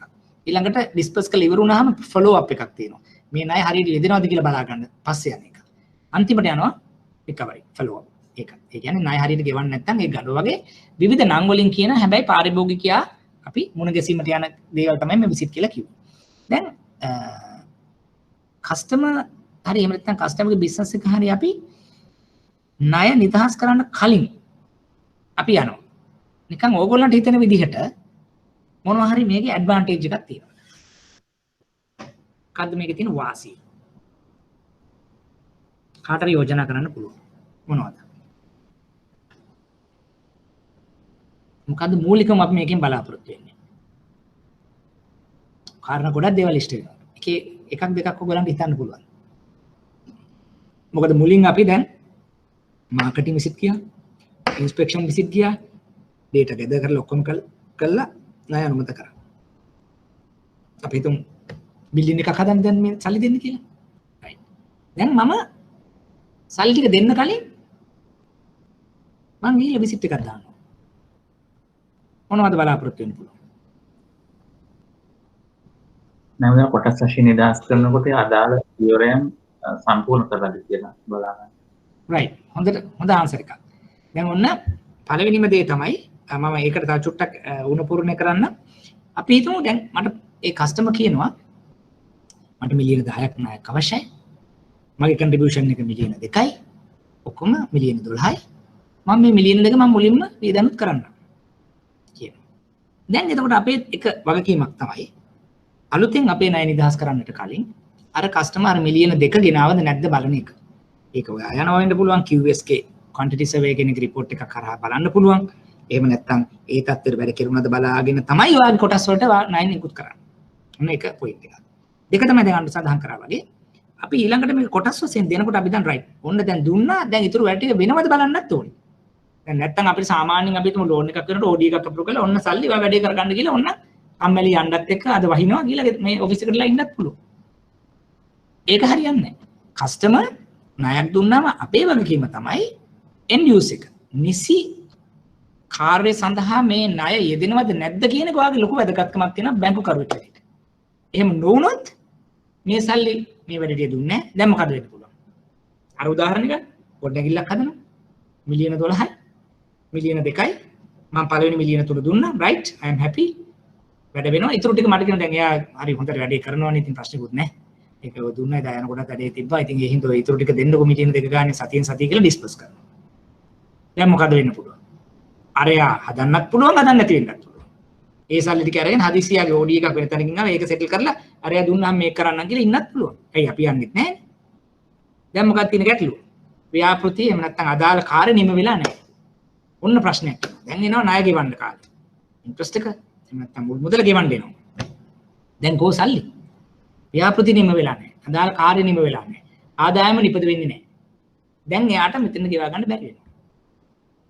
දැන් OD එකක් හැටියට හරි වෙන මොන හරි දෙයකට යාරගෙන දැන් ඔන්න එතෙන්ට අන්තර් ඉන්ට්‍රස්ට් එකක් ගියා. කාගේද වැරද්ද? අපි නිසි පරිදි ණය මුදා හැරීම කළා නැහැ. අපේ විසිට්ස් වලට අනුව. එතකොට විශේෂයෙන් එක ව්‍යාපෘතියක් නම් කාරක ප්‍රාර්ථනාවක් නම් ගොඩක් වෙලාවට අපිට එකපාරට ඒක ණය නිකුත් කරන්න වෙනවා. නමුත් කොටස් වශයෙන් යන දෙයක් නම් අනිවාර්යයෙන්ම හැම ඩිස්බර්ස්මන්ට් එකකටම කලින් අපි යනවා විසිට් එක. ඒක සමහරවිට බ්‍රාන්ච් මැනේජර් එහෙම නැත්නම් ක්‍රෙඩිට් ඔෆිසර් ක්‍රෙඩිට් මැනේජර් වෙන්න පුළුවන්. එහෙම නැත්නම් අපේ විශේෂිත වෙච්ච අපි හිතනවා ක්වොන්ටිටි සර්වේ කෙනෙක් ඉංජිනේර් කෙනෙක් ඉන්නවනේ එයා ගිහිල්ලා බලන ක්‍රියාත්මක වෙන දෙයක් වෙන්න පුළුවන්. ඒ වගේම මේ පැත්තෙන් ඉන්ඩිපෙන්ඩන්ට් කන්සල්ටන්ට් කෙනෙක්ගෙන් අපි තාරු කර ගන්න දෙයක් වෙන්න පුළුවන්. ඒ අනුව තමයි ණය මුදා හැරීම අපි සිදු කරන්නේ. ඒතර මූලික වශයෙන් මෙතෙන්දි බලාපොරොත්තු වෙනවා අපේ ණය නිසි පරිදි යෙදවෙන්නේද කියන එක පළවෙනි දේ. දෙවෙනි එක තමයි අදාළ පාරිභෝගිකයා ව්‍යවසායකයා විසින් ව්‍යාපෘතියට එයාගේ දායකත්වයක නිසි පරිදි ලැබී තිබේද නැද්ද කියන දේ බලන එක තමයි දෙක. තුන්වෙනි එක වෙන්න පුළුවන් අපේ මුදල් ව්‍යවසායකයාගේ මුදල් නිසි පරිදි යෙදවිලා නියමිත කාල සීමාව තුල ව්‍යාපෘතිය නිම වෙනවාද නැද්ද කියන දේ බලන එක වෙන්න පුළුවන් තුන්වෙනි එක. හතරවෙනි එක තමයි ඒ ව්‍යාපෘතිය කරගෙන යන අවස්ථාවකදී තියෙන අතුරු ගැටලු. අපි මුලින් හිතන්නේ නෑ ඒවා. අපි සියලුම දේවල් මෙහෙම වෙයි, කම්පිටිෂන් එක මෙහෙම වෙයි, 5Cs 6Cs මිෆට් ඔක්කොම දාලා කරලා ඉවර වෙලා කරගෙන යනකොට සමහර වෙලාවට සිදුවන ගැටලු අනවශ්‍ය දේවල් එහෙම නැත්නම් ව්‍යාපෘතියේ එහෙම නැත්නම් ඒ අදාළ කාර්යයේ මිල ඉහළ පහළ යෑම වගේ දේවල් දැන ගැනීම සහ ඒවා සඳහා උත්තර සැපයීමත් අපිට කරන්න පුළුවන් මේ ආකාරයේ විශේෂයෙන් ගත්තට පස්සේ. දැන් උදාහරණයකට කිව්වොත් අර ගොඩනැගිල්ලම හදනවා දැන් ටිකක් හදාගෙන යනකොට ඔන්න අපිට දැන් තේරෙනවා මේ මොකක් හරි මේ පස්වල අපි හිතුව නැති ආකාරයේ ගැටලුවක්. අමතර වියදමක්. එහෙම නැත්නම් එහා පැත්තේ බවුන්ඩරි වෝල් එකක් බඳින්න ඕනේ නැත්නම් මේක ටිකක් ගැටලුවක් වෙනවා. එහෙම නැත්නම් මේ වගේ අපිට මේ එතෙන්ට ඇක්සස් දෙන්න තැනක මොන හරි දෙයක් කරගන්න ඕන මොකද මුලින් අපි හිතලා තිබුණේ නැහැ. නැත්තම් යම් ආකාරයක ගත්තොත් අපි වේස්ට් එක ඩිස්පෝස් කරගන්න ඔරිජිනල් තිබ්බ මෙතනට හරියන්නේ නැහැ මෙතෙන්ට වෙන ක්‍රමයකට යනවා. ඒවා අපි අතරමැදි මේ විසිට් එකකදී යයි මායි කතා කරනකොට අපි යම් යම් කාරණාවලට අපි ඇග්‍රි වෙනවා. නැත්නම් අපි දැනගන්න ලැබෙනවා. එතකොට අන්න ඒ නිසා අපිට කරන්න පුළුවන්. එහෙම නැත්නම් අපිට මගහැරව ගන්නට අපිට මේක උපකාරී වෙන්න පුළුවන් මේ ආකාරයේ විසිට්ස් වලට. එහෙම නැත්නම් ඒ අදාළ ව්‍යාපෘතිය එහෙම නැත්නම් ව්‍යාපාරය අපි ක්‍රමානුකූලව දැකලා ඒකේ ඉදිරිය පිළිබඳ සාකච්ඡා කරලා ඒ කරන දේවල් වලින්. ලක්ෂිකා උත්තරේ ප්‍රමාණවත්ද? right. වෙන මොනවා හරි තවත් අනිත් ගැටලු තියෙනවද? අපි මේ සාකච්ඡා කරමින් සිටින්නේ මූල්‍ය වාර්තා, මූල්‍ය විශ්ලේෂණය, මූල්‍ය වාර්තා අපි කොටස් තුනක් කියලා කිව්වා P&L balance sheet cash flow. එතකොට ඒ තුලින් ගම්ම්‍ය වෙන මූල්‍ය අනුපාත අපි 6ක් ගැන සඳහන් කරා. ඒ 6 දැන් අපි ඉදිරියට සාකච්ඡා කරනවා. මොකද එතනදී අපි බලාපොරොත්තු වෙනවා ඒ අදාළ ආයතනය තුල මූල්‍ය තත්ත්වය නැත්නම් මූල්‍ය ක්‍රියාකාරීත්වය. balance sheet එහෙම නැත්නම් P&L කියන එක අපි තවදුරටත් හඳුනා ගැනීම සඳහා කරන ක්‍රමවේදයක් තමයි අපි මේ සාකච්ඡා කරමින් සිටින්නේ. මොනවා හරි ප්‍රශ්න තියෙනවද?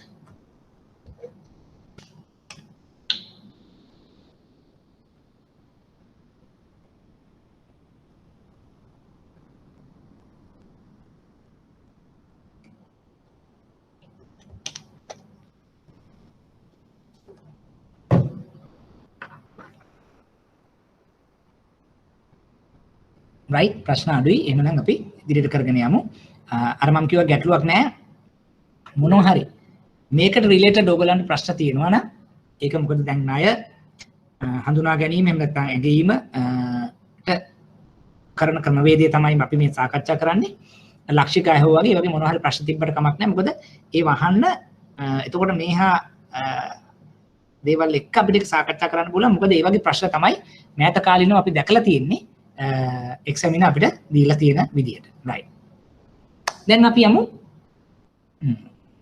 මූල්‍ය ප්‍රකාශන විග්‍රහයේදී මම කිව්ව profitability ලාභදායක අනුපාත. එතකොට ලාභදායක අනුපාත රාශියක් තියෙනවා. දැන් මෙතන මම හිතන්නේ දාලා තියෙනවා 5ක් විතර වගේ තියෙනවා. කොහොමද ගණනය කරන්න කියන එකත් මෙතනදී සාකච්ඡා කරලා තියෙනවා. දැන් මොකද මෙතනදී අර අපිට ඒක පන්තියේ එක්සයිස් එකක් හැටියට නැති නිසා මෙතන අපි ගණනය කිරීමක් කරන්නේ නැහැ. නමුත් ඔයගලන්ට ගණනය කිරීමක් අපිට කරන්නට පුළුවන්. අර මම දීලා තියෙන එක්සැම්පල් එකයි ඒකේ උත්තරයි ඒ ටික බලලා. එතකොට දැන් අපි සාමාන්‍යයෙන් ලාභදායකත්ව අනුපාත කියලා ගත්තොත් අපිට තියෙනවා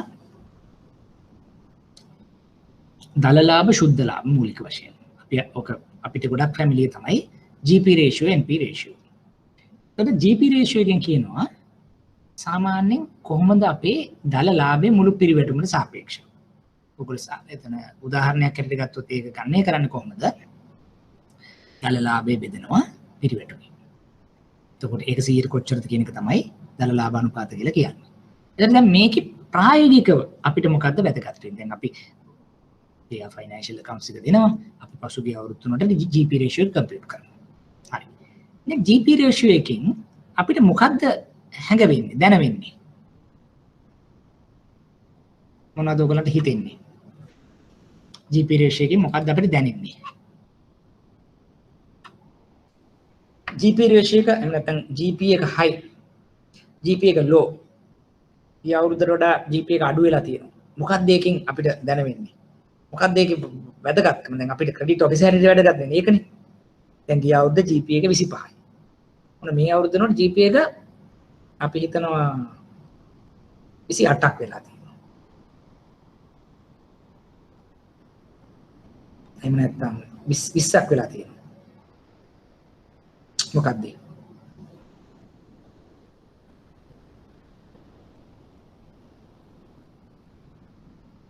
ඒ කියන්නේ 25 තිබ්බ එක 20 වෙනවා 28 වෙනවා. 25 කියලා දල වශයෙන් කිව්වොත් රුපියල් 100ක් පරිවැටුමක් ගන්නකොට GP එක 25යි. ඒකට තියෙන cost of sales පිරිවැය 75යි. 100න් 75 ගියා 25යි. ඊළඟ අවුරුද්ද වෙනකොට මොකද කරන්නේ? 75 80ක් වෙන පටන් ගන්නවා. ඒ කියන්නේ cost of sales වැඩි වෙනවා. 100න් 80යි ඔන්න GP එක අඩු වෙලා තියෙනවා 20යි. 100ට 20යි. 25 20 වුණා. තව අවුරුද්දක් තියෙනවා GP 100යි 75යි 25 කියන එක 100යි අරක අපි හිතමු cost of sales වෙනවා 70යි GP එක 30යි 25 30 වෙච්ච අවස්ථාවක් තියෙනවා 25 20 වෙච්ච අවස්ථාවක් තියෙනවා. දැන් අපිට වැදගත් වෙන්නේ මේක ඉන්ටර්ප්‍රීට් කරගන්න එක. එහෙම නැත්නම් වැඩක් නැහැ නේ. ක්‍රෙඩිට් ඔෆිසර් කෙනෙක් හැටියට මොකද්ද මේ කියන්නේ? මූලික වශයෙන්ම GP එක 25 30 වෙච්ච එකද හොඳ 25 20 වෙච්ච එකද හොඳ?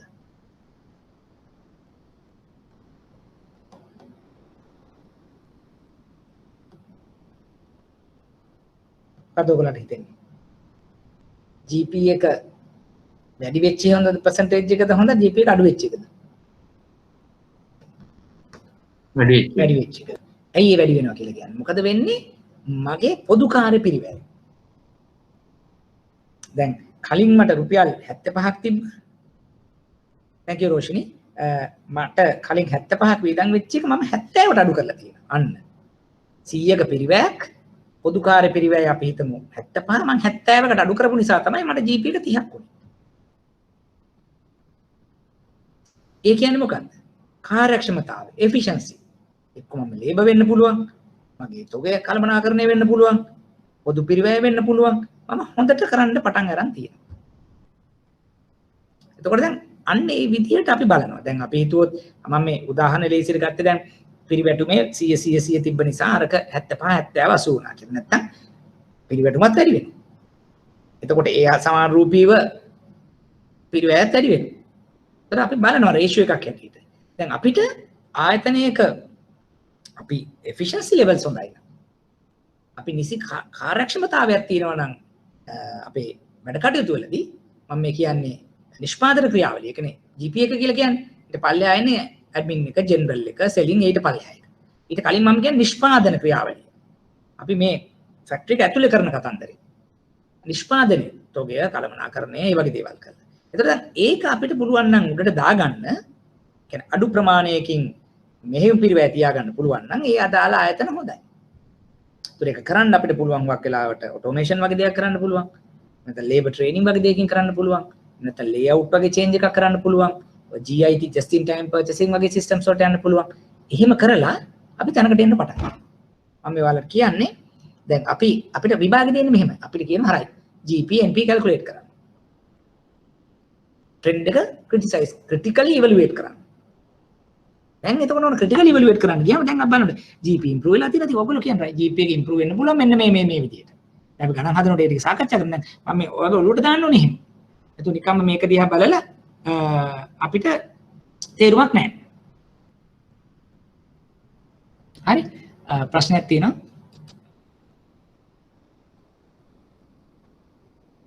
හරි. සෙවන්දි GP high කියලා කියන්නේ cost of sales low, efficient. Great. ඒක තමයි සාකච්ඡා කරන්නේ. කියන්නේ අපි දැන් පුළුවන් තරම් cost of sales අඩු කරගන්නේ කොහොමද? අපි efficient වෙන්න පටන් ගන්නවා. කාර්යක්ෂම වෙන්න පටන් ගන්නවා. ඒක අර මම කිව්ව ක්‍රියාදාමයන් වලින් කරනවා. දැන් ඕක මෙහෙමයි. ඕක eternally යන්න බෑ. දිගටම මේක වැඩි කරගෙන යන්න බෑ. ඒක තැනක් තියෙනවා. හැබැයි අපි බලනවා right අපේ model එක. turnover එක වැඩි වෙනවා. ඒ අනුව GP එක වැඩි වෙනවා absolute. හැබැයි margin එක improve වෙන්න පටන් ගන්නවා. මොකද GP එක වැඩි කියලා කියන්නේ absolute පල්ලෙහාට හොඳයි කියන එකයි කතන්දරේ. ඒතර අපි ව්‍යාපාරය දිහා දකින්න ඕනේ එහෙම. දැන් අපි ඕනම ව්‍යාපාරයක NP වලට එන්න කලින් අපි GP එක හොඳට කරන්න ඕනේ. ඒ කියන්නේ අර අපි කිව්ව break even කතන්දරයක් කියලා කියන්නේ. ඉස්සරහට මම කියලා දෙන්නම්. දැන් මොකක් හරි එකකට ගත්තොත් branch එක දාලා ඉවර වෙලා එයා break even කරන්න නැතුව මම වැඩක් නැහැ නේ. ලාභ ගැන කතා කරලා මම ඉස්සරහ මම break even කරන්න පටන් ගන්න ඕනේ. අඩුම ගානේ. ඊට පස්සේ තමයි මට පුළුවන් මේ surplus එකෙන් ඉතුරු cost එක manage කරගන්න. ව්‍යාපාරෙත් එහෙමයි. ව්‍යාපාරය ඉස්සරහම attack කරන්න ඕනේ වාගේ අර පොදු නැත්නම් නිෂ්පාදන කාර්යාවලිය සම්බන්ධ දේවල් වලට. ඒකෙන් තමයි GP එක ගැන අපිට අදහසක් දෙන්නේ. එතකොට දැන් අපි GP එකට පස්සේ අපිට එන දෙයක් තමයි NP එක. ශුද්ධ ලාභ අනුපාත. දැන් මෙතනදී කියන්නේ GP වලින් පස්සේ අපිට තියෙනවා පොලි ගෙවන්න තියෙනවා. අපිට තියෙනවා අනිකුත් යම් ආකාරයක වියහිදන් තියෙනවා. ඒතර ඒ නැත්නම් අපි කොහොමද ඉතුරු කටයුතු හරි ඉතුරු කටයුතු විශේෂයෙන් අතරම NP එක ගාවට එන්න කලින් අපිට ඔපරේටිව් ප්‍රොෆිට් කියලා තියෙනවා. මෙහෙයුම් අනුපාත කියලා එකක් තියෙනවා. ඒතර OP මාර්ජින් එක කියලා කියනවා operating profit divided by turnover කියලා එකක් තියෙනවා. පිළිවෙටුමන කොච්චර දක්වනද? ඒතර මම මේක දන්නලා නැහැ. නමුත් එතනදී කියන්නේ අපි කොහොමද අපේ operations ඔය දැන් අපි කියනවා selling and distribution, general, administration, එතකොට admin, general, selling. අන්න ඒ වගේ දැන් අර නිෂ්පාදනයෙන් පස්සේ අපේ යම්කිසි ව්‍යාපාරයක් තුළ එදිනදා කරන කටයුතු ටිකක් තියෙනවා මේක විකුණලා මුදල් කරන තත්ත්වය දක්වා. ඒතර ඒකට පස්සේ එකට අපි කියනවා operating profit එක කියලා. operating profit එක කියලා කියන්නේ මෙහෙයුම් ලාභය බෙදනවා පිරිවැටුමෙන්. ඒකෙන් පස්සේ තමයි අපි දකින්න විදිහට tax ගන්න පුළුවන්, interest එක වෙන්න පුළුවන්, depreciation අයින් කරණය වෙන්න පුළුවන්. ඊට පස්සේ ඒක අපිට කියන net profit එක කියලා. ඒතර හුඟක් වෙලාවට සුද්ධ ලාභයේදී ගොඩක් වැදගත් වෙනවා අපි කොහොමද ණය ගෙවීම. එහෙම නැත්නම් අපි කියන මූල්‍ය වියදම් කළමනාකරණය කරන්න කියන එක තමයි මේ net profit කියන තැනට ආවට පස්සේ අපිට වැදගත් වෙන්නේ. net profit ratio එකේදී අපි කියනවා කොහොමද ශුද්ධ ලාභය මුළු පිරිවැටුමට දක්වන දායකත්වය. එතකොට දැන් GP එක හොඳයි නම් OP එක හොඳ වෙනවා. OP හොඳ වෙනකොට NP හොඳ වෙනවා. NP එක ටිකක් හරි නරක වෙන්නේ අර අපිට හරි විදිහට මූල්‍ය කළමනාකරණය කරගන්න බැරි වුණොත් තමයි NP එක පොඩ්ඩක් නරක වෙන්න තියෙන්නේ. එහෙම නැත්නම් අපි සාමාන්‍ය ලාභදායකත්ව අනුපාත කියලා GP NP OP කින්දී සාකච්ඡා කරනවා. ඊට අමතරව අපි සමහර වෙලාවට මෙන්න මේ return on equity, return on investment, return on assets කියන දේවල් ටිකකුත් ලාභදායකත්ව අනුපාත තුලින්ම ඉගෙන ගන්නට බලාපොරොත්තු වෙනවා. ඒක තමයි මේ මූල්‍ය ප්‍රකාශන විග්‍රහයේදී මේ මෙන්න මේ කාරණා රේෂියෝස් ටිකත් අපි මෙතෙන්ට ඉන්ක්ලූඩ් කරලා තියෙනවා. හරි.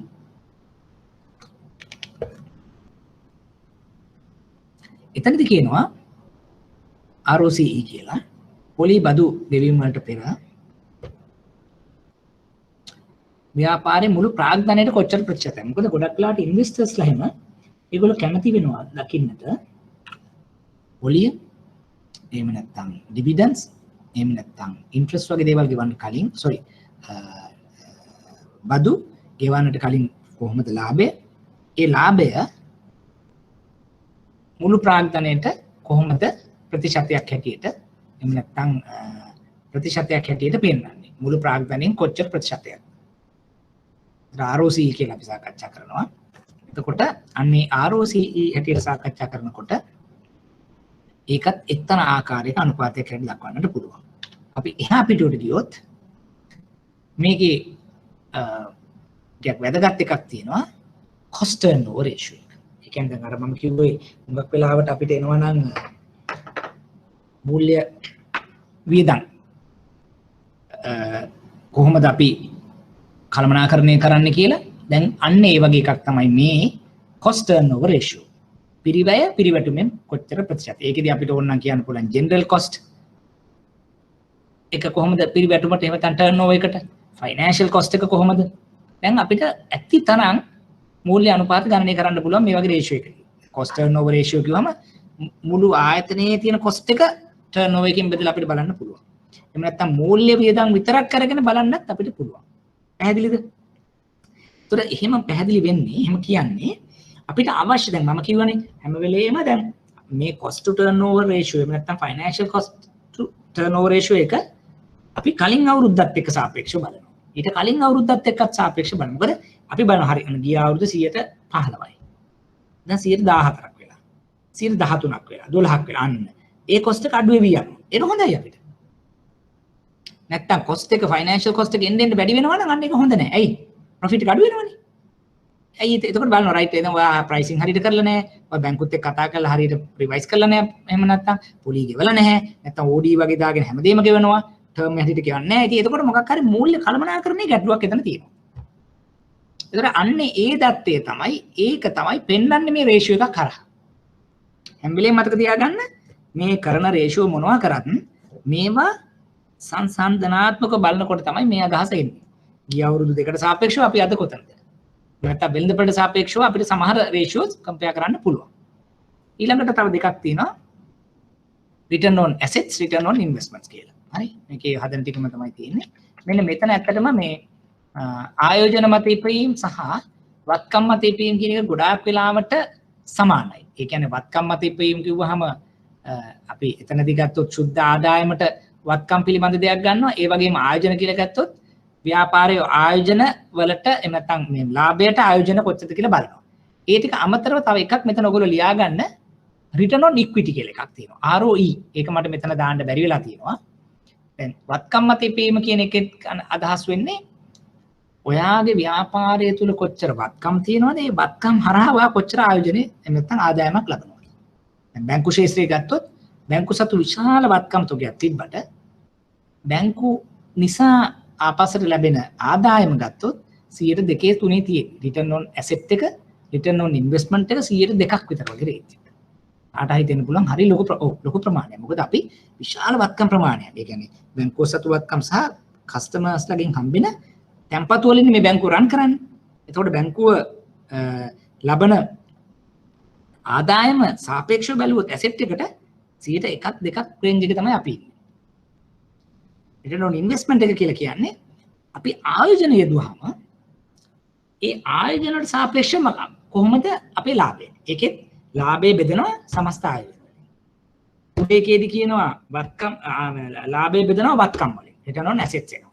return on investments එනවා මේ අතට.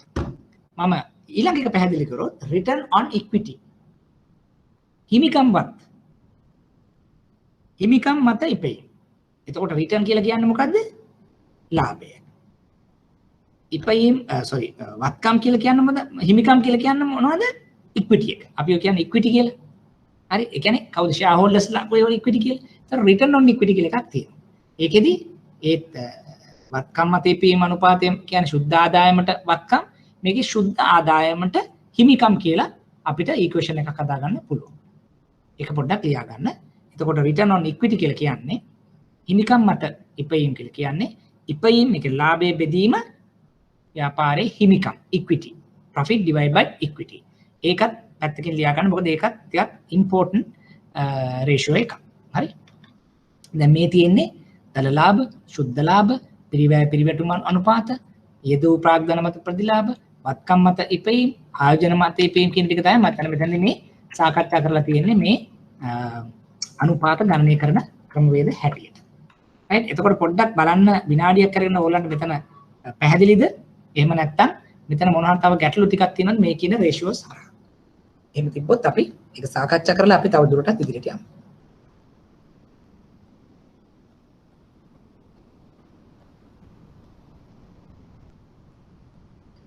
තව දුරටත් අර මම දීලා තියෙන ටියුට් එකෙත් ගණනය කරලා උත්තරත් එක්ක තියෙනවා. ඒකනොත් යම් ප්‍රමාණයක් ඔයාලට අදහසක් ගන්න පුළුවන්. නමුත් මේ දැනට කරපු ටිකලා අපි කරේ ලාභදායකත්ව අනුපාත. එතන තියෙනවා GP ratio එක තියෙන්න පුළුවන්, NP ratio එක තියෙන්න පුළුවන්, අමතරව OP ratio කියලා එක තව එකක් තියෙන්න පුළුවන්. එතකොට කෙලින්ම P&L එක අරගෙන GP එක බෙදුවා turnover එකෙන්, operating profit එක බෙදුවා turnover එකෙන්, net profit එක turnover එකෙන් බෙදුවාම අපිට යම් ආකාරයකට ලාභදායකත්ව අනුපාත හොයාගන්නවා මේ විදිහට. ඊළඟට අපිට තව දුරටත් සාකච්ඡා කරා පිරිවැටුම පිරිවැය අතර අනුපාතය. මොනවා හරි පිරිවැයක් පිරිවැටුමෙන් බෙදුවහම ඒ අනුපාතය. ඒක දෙන්න පුළුවන් සාමාන්‍ය වේදම් වෙන්න පුළුවන්, මූල්‍ය වේදම් වෙන්න පුළුවන්. ඒක බෙදනවා පිරිවැටුමෙන්. ඊට පස්සේ අපි බලනවා කාලයක් තිස්සේ සාකච්ඡා කරගෙන යනවා කොහොමද අඩු වෙලාද වැඩි වෙලාද තියෙන්නේ කියලා. ඊට පස්සේ මොකද්ද කරන්නේ? අපිට සාකච්ඡා කරන්න පුළුවන් ආයෝජන මත ඉපීම් තියෙන්න පුළුවන්. වත්කම් මත ඉපීම් තියෙන්න පුළුවන්. හිමිකම් මත ඉපීම් තියෙන්න පුළුවන්. ROI, ROA, ROE. ROE කියන එක මේකේ නැති නිසා මම කිව්වා ROE කියන්නේ ලාභය බෙදීම හිමිකම්. ඔන්න ඒ කාරණා අපිට 6ක් මෙතෙන්දී අපි ඉගෙන ගත්තා. ඊට අමතරව හිමිකම් මත ප්‍රතිලාභ return on capital employed කියලා තව රේෂියෝ එකක් මම අත දැක්කුවා. ඒතකොට 7ක් අපි ඉගෙන ගන්නවා මේ ලාභදායකත්ව අනුපාත හරහා. හරි. එතන ගැටලු නැත්නම් තව පැහැදිලි කිරීම තියෙනවද?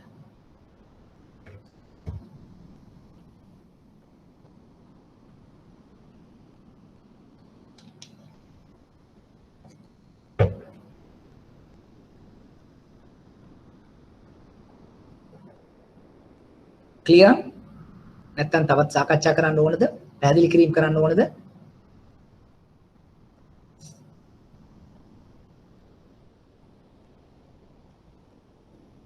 තුෂාන්ත, yeah, Lakshika saying clear. Anitata, Vermali.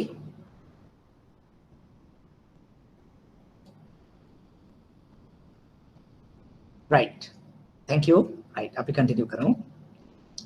එතකොට දැන් අපි මේ සාකච්ඡා කරේ මූල්‍ය ප්‍රකාශන විග්‍රහයේ පළවෙනිම අනුපාතය ලාභදායකත්ව අනුපාතය.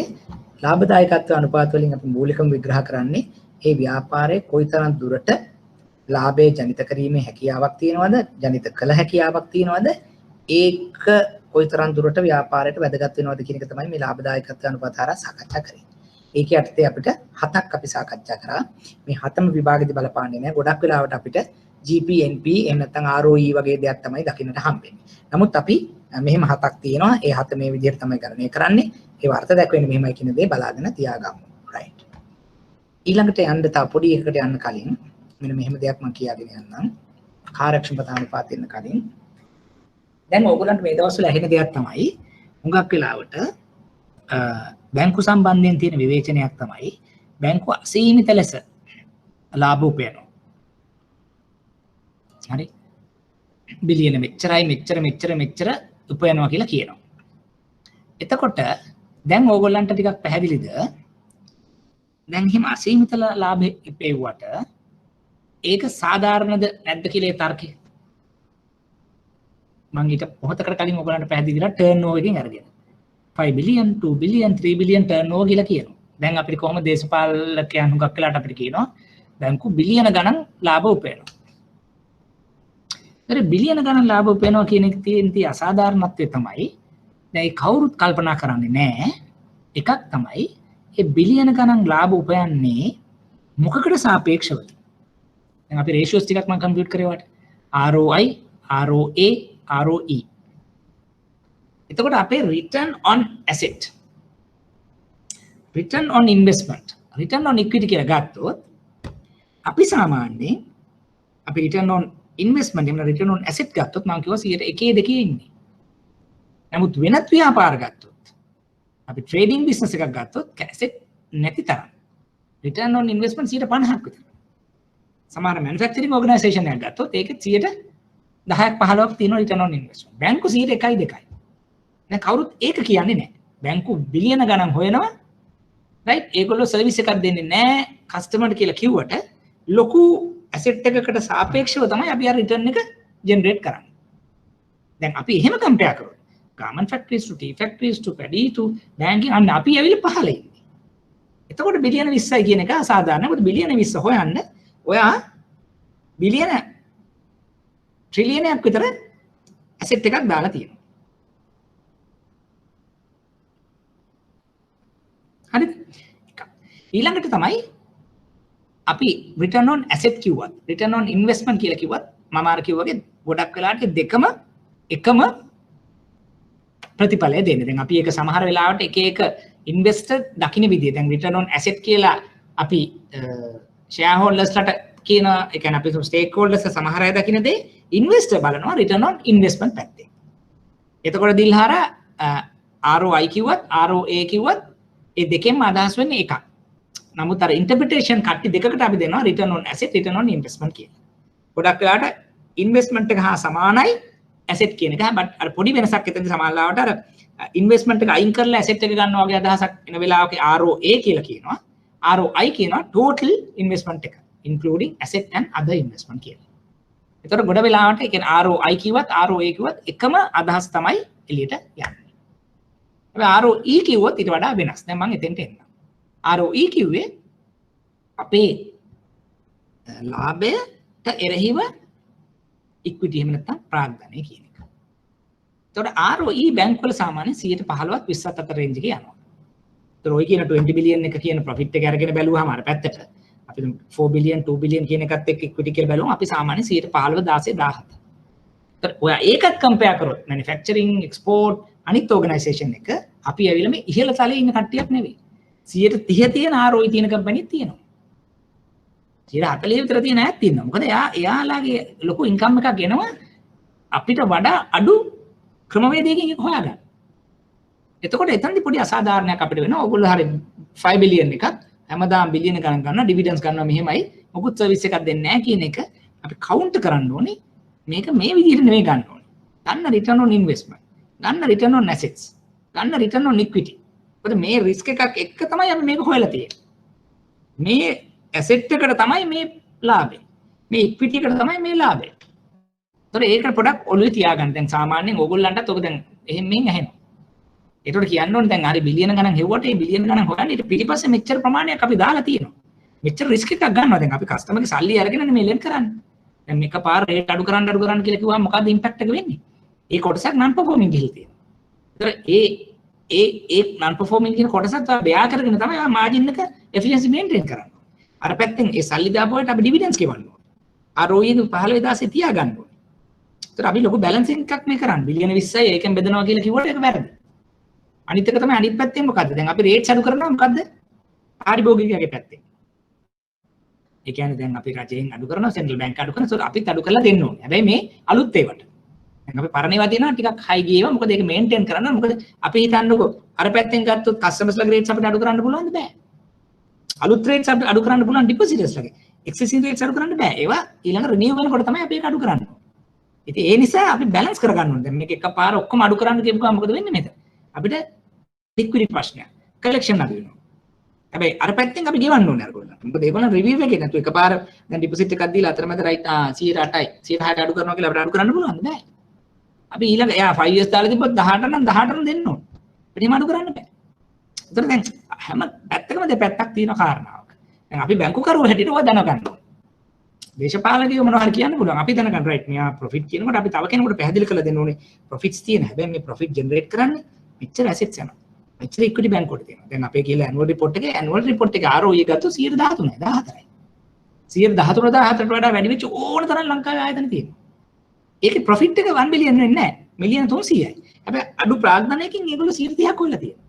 දැන් එකපාර මේක බිලියන් 2යි කියලා අරගෙන අපිට ඒ කරන ප්‍රකාශයක සාධාරණ නැහැ.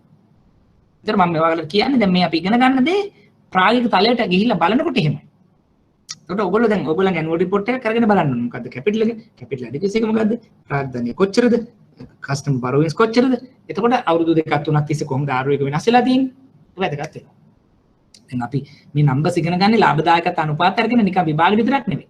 අපි ඔළුවේ තියාගන්න ඕනේ මෙන්න මෙහෙම තමයි මේක වෙනස් වෙන්නේ. වෙළඳපොළ වෙනස් වෙන්නේ මෙන්න මේ කියන ක්‍රමවේදයට. right. පැහැදිලි ඇති කියලා හිතනවා. එතකොට අපි දිගටම ගියොත් දැන් ඊළඟ දේ තමයි කාර්යක්ෂමතා අනුපාත. මේක ගොඩාක් වැදගත්. කාර්යක්ෂමතා අනුපාත කියලා කියන්නේ අපි ව්‍යාපාරයක් තුල අපි කොහොමද assets නැත්නම් වත්කම් කළමනාකරණය කරගෙන පිරිවැටුම නිර්මාණය කිරීම සඳහා යොදාගන්නේ කියන එක තමයි මේ කාර්යක්ෂමතා අනුපාත කියලා කියන්නේ. දැන් එතනදී අපි කොහොමද තොගේ කළමනාකරණය කරන්නේ? ණය ගැතියන් කොහොමද කළමනාකරණය කරන්නේ? ණය හිමියන් කොහොමද කළමනාකරණය කරන්නේ කියන එක තමයි මෙතනදී අපිට වැදගත් වෙන්නේ.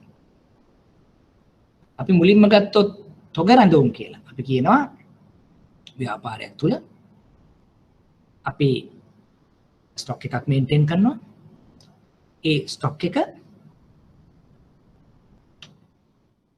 කොච්චර දුරට ටර්නෝවර් එකක ජෙනරේට් කරන එකට පාවිච්චි කරන්න පුළුවන්. ණය ගැතියෝ කිව්වොත් කොහොමද ව්‍යාපාරයේ ණය ගැතියන්ගේ දායකත්වය අදාළ පිරිවැටුම නිර්මාණය කිරීමට. ඒ වගේම තමයි ක්‍රෙඩිටර් කියලා ගත්තොත් ණය හිමියන් දායකත්වය කොහොමද පොදු කාර්ය පිරිවැය සඳහා කියන එක තමයි මේ කාර්යක්ෂමතා අනුපාත කියලා කියන්නේ. දැන් ඒක මෙන්න මේ කියන විදිහට අපිට ගණනය කරන්නට පුළුවන්. තොග රැඳවුම් දින ගණන හැදෙනවා ඇවරේජ් ස්ටොක් එක cost of sales වලින් බෙදලා 365 වැඩි කරනවා. ණය ගැති රැස් කිරීමේ දින ගණන ගත්තොත් ණය ගැතියන්ගේ සාමාන්‍ය පිරිවැටුමෙන් එහෙම නැත්නම් sales වලින් බෙදලා 365 වැඩි කරනවා. ණය හිමි දින ගණන ගත්තොත් ණය හිමියන්ගේ වටිනාකම විකරුම් පිරිවැයෙන් බෙදලා 365 වැඩි කරනවා. දැන් මේක මෙතනදී එතනින් එහාට මම ගාණක් නැති නිසා පොඩ්ඩක් මම තව පැහැදිලි කරන්නම්. මොකද සමහරවිට අර අපිට එකපාරයක වැටෙන්නේ නැති නිසා. විනාඩියක් දෙන්න මට.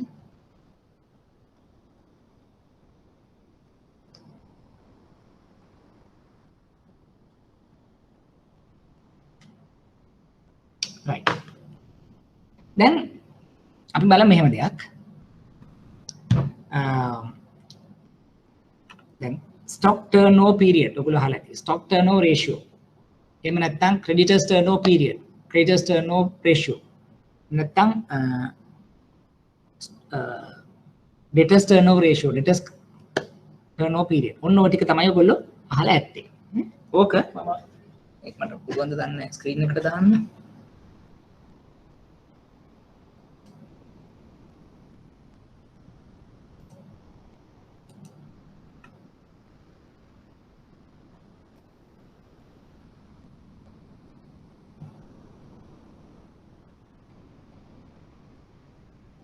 ඔයගොල්ලන්ට බෝඩ් එක පේනවද දැන්?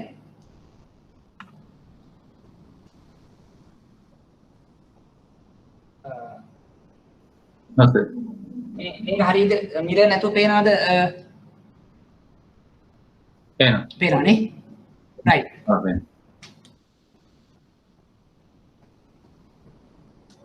දැන් අපි සාකච්ඡා කරන්නේ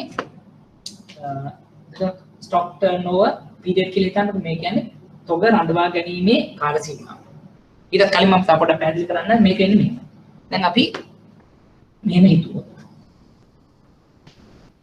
ව්‍යාපාරයක මාර්ග ප්‍රාග්ධනයේදී කොටස් තුනයි මූලික වශයෙන්.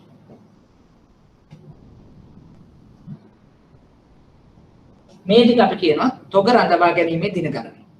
right? stock turnover period කියලා මම ලියන්න ලේසියට කොච්චර කාලයක් ව්‍යාපාරය තුල තොගයක් රඳවා ගන්නවද? ඊළඟට අපි බලනවා මේ කොටස debtors turnover period කොච්චර කාලයක් ව්‍යාපාරය තුල ණය ගැතියන් සිටිනවා. ඒ කියන්නේ අතරම ගත්තොත් තොග දින ගණන කොච්චරද? ණය ගැති දින ගණන කොච්චරද? ඒතර මේ දෙකේ එකතුව තමයි අපේ තියෙන්නේ කාර්ක ප්‍රාග්ධනයේදී අපි සාකච්ඡා කරනවා කොච්චර කාලයක් දල කාර්ක ප්‍රාග්ධනයේ තියෙනවද කියලා තියෙන කරන කොටස තමයි මේ දෙක. ඊළඟ සුද්ධ කාර්ක ප්‍රාග්ධනය කියන කෙනවා මෙන්න මෙතනදී creditors turnover period. ණය හිමියන් කොච්චර කාලයක් වාට ලබා දෙනවද කියන එක තමයි creditors turnover period කියලා කියන්නේ. එතකොට මේ දෙක එකතු මේක අඩු කරාට පස්සේ මෙන්න මේ ටික තමයි ඇත්තටම අපිට වැදගත් වෙන්නේ බැංකුකරුවන්ට සහ පාරිභෝගික ව්‍යවසායකයාට මේක කොහොමද මූල්‍යකරණය කරන්න කියලා. දැන් අපි තොග දවස් 100යි debtors දවස් 60යි 160ක් මගේ දල කාරක ප්‍රාග්ධන. ඊළඟට creditors මට කියන දවස් 40කින් මට පේමන්ට් එක දුන්නා නම් කමක් නැහැ. එතකොට 100යි 60යි 160න් 40 කියන දවස් 120ක මට කාරක ප්‍රාග්ධන අවශ්‍යතාවයක් තියෙනවා. ඕක තමයි කාරක ප්‍රාග්ධන චක්‍රය කියන එකදී අපි සාකච්ඡා කරන්නේ. දැන් අපි efficiency කාර්යක්ෂමතාවය හරහා බලාපොරොත්තු වෙන්නේ අපිට නිකමට හරි පුළුවන් නම් මේ 100 දවස් 60කට ගේන්න මේ 60 දවස් 30කට ගේන්න 60යි 30යි 90යි දැන්. ඉතින් 160 අපි 90කට ගෙනාවා. මෙතන දවස් 40 තව පොඩ්ඩක් ඕන තව දවසක් දවස් 10කට කරොත් 50කට ගෙනාවොත් 90න් 50යි දවස් 40යි. කලින් තිබ්බ දවස් 120ක රික්වයර්මන්ට් එක දැන් දවස් 40ක රික්වයර්මන්ට් එකට ගෙනාවා. ඔන්න ඕක තමයි කාර්ක ප්‍රාග්ධන චක්‍රය අපි කළමනාකරණය ක්‍රමය තමයි මේ කාර්යක්ෂමතා අනුපාත කියලා වෙන විදිහකට පෙන්නන්නේ. එතකොට කාර්යක්ෂමතා අනුපාතය හැටියට ගත්තොත් තොග රඳවා ගැනීම දින ගණන, ණය ගැතියන් දින ගණන, ණය හිමියන් දින ගණන කළමනාකරණය ක්‍රමවේදය efficiency ratios වලින් පෙන්නනවා. ඒතර දල වශයෙන් මේවා වැඩි වෙනවා කියලා කියන්නේ මේ උඩ ටික ඒක එච්චර හොඳ නැහැ. ඒ වගේම මේක අපිට අඩු වෙනවා කියලා කියන්නේ ඒකත් අපිට එච්චර හොඳ නැහැ. හැබැයි මේ තුනම යම් ප්‍රමාණයකට ඉන්ඩස්ට්‍රි එකෙන් ඉන්ඩස්ට්‍රි එකට අපි යම් ප්‍රමාණයකට පවත්වාගෙන යාම යුතුයි කියන එක තමයි අපි අදහස් කරන්නේ.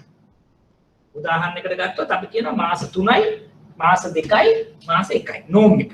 ඒක හැමතැනම හරියන්නේ නැහැ. අපි හිතමු පැඩි වගේ ගත්තොත් එහෙම නැත්නම් රයිස් මිලින් වගේ ගත්තොත් ස්ටොක් එකම මාස 6ක් තියෙනවා.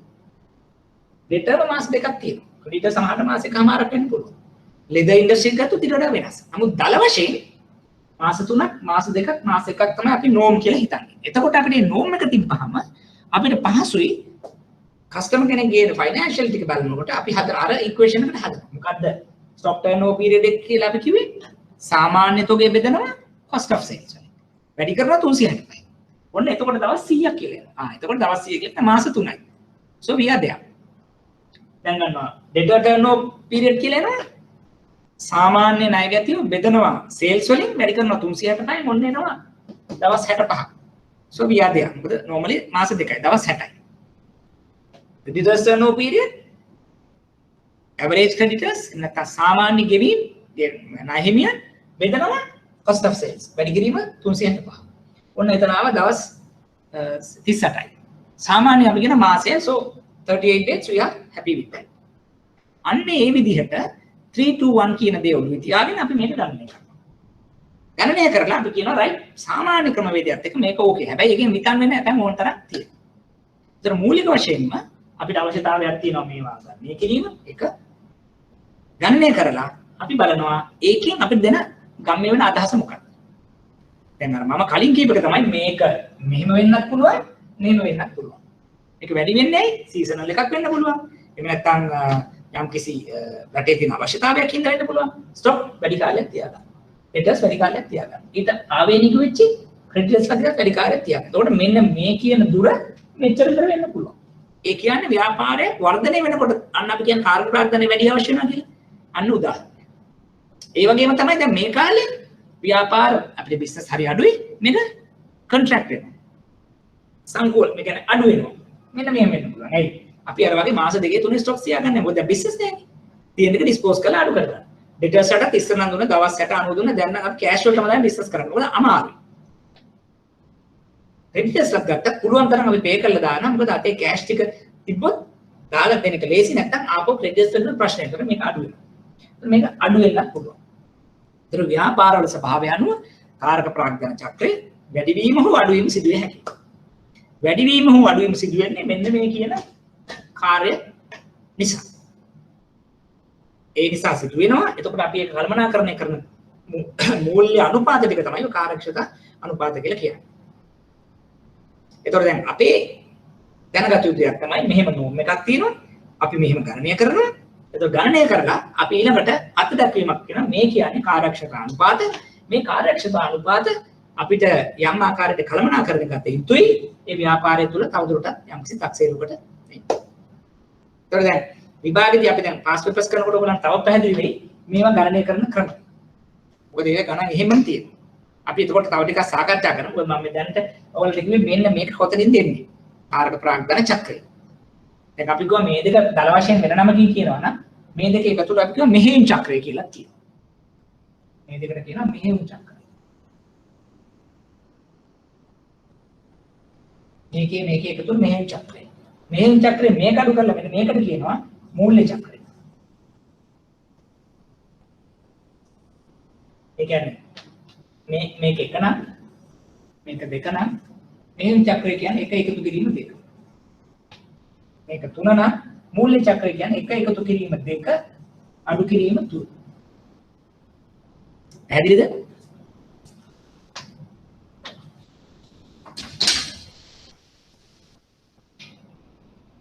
right එක එකතු කිරීම දෙක අඩු කිරීම තුන කියන එකෙන් මූල්‍ය චක්‍රය එනවා. දැන් ඒතකොට සමහරලාට අපිට අර ගානක් හදනකොට තොග රඳවා ගැනීමේ දීර්ඝ ගණන දන්නවනේ. නෑ ගැටිය රඳවා ගැනීමේ දීර්ඝ ගණන දන්නවනේ. ඒ දෙක එකතු කරාම අපිට එනවා මෙහෙයුම් චක්‍රය. ඒකෙන් ණය ගැටියන් ණය හිමියන් ගන්න අඩු කරාම එනවා මූල්‍ය චක්‍රය. දැනට අපි මේ ටික ගමු මොකද නිකන් මට අවශ්‍ය උනේ යම් ආකාරයක අදහසක් දෙන්න. මොකද නැත්තම් ඒක නිකම්ම ඉගෙන ගන්නවට වඩා අපි දන්නවා දැන් මෙහෙයුම් අනුපාත එහෙම නැත්තම් කාර්යක්ෂමතා අනුපාත කියලා කියන්නේ මොකක්ද කියන දේ පැහැදිලි කරන්න. ප්‍රශ්න තියෙනවද පැහැදිලිද?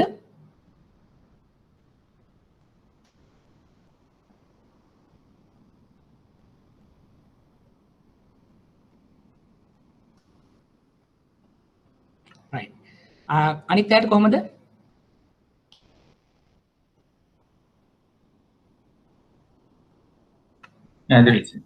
right. එතකොට එහෙමනම් අපි අද කරපු ටික මම පොඩ්ඩක් රීකැප් කරන්නම්. අද අපි ඇත්තටම මූලික වශයෙන්ම අපි ගිය සතියේ ඉගෙන ගත්ත මූල්‍ය නොවන අනුපාත වෙන Porter's five process model එක උදාහරණයක් ආකාරයෙන් පැහැදිලි කරගත්තා. එතකොට ඒක යම් ආකාරයකට අපි එකතු වෙලා මට හිතෙනවා සාර්ථක උත්සාහයක් ගත්තා.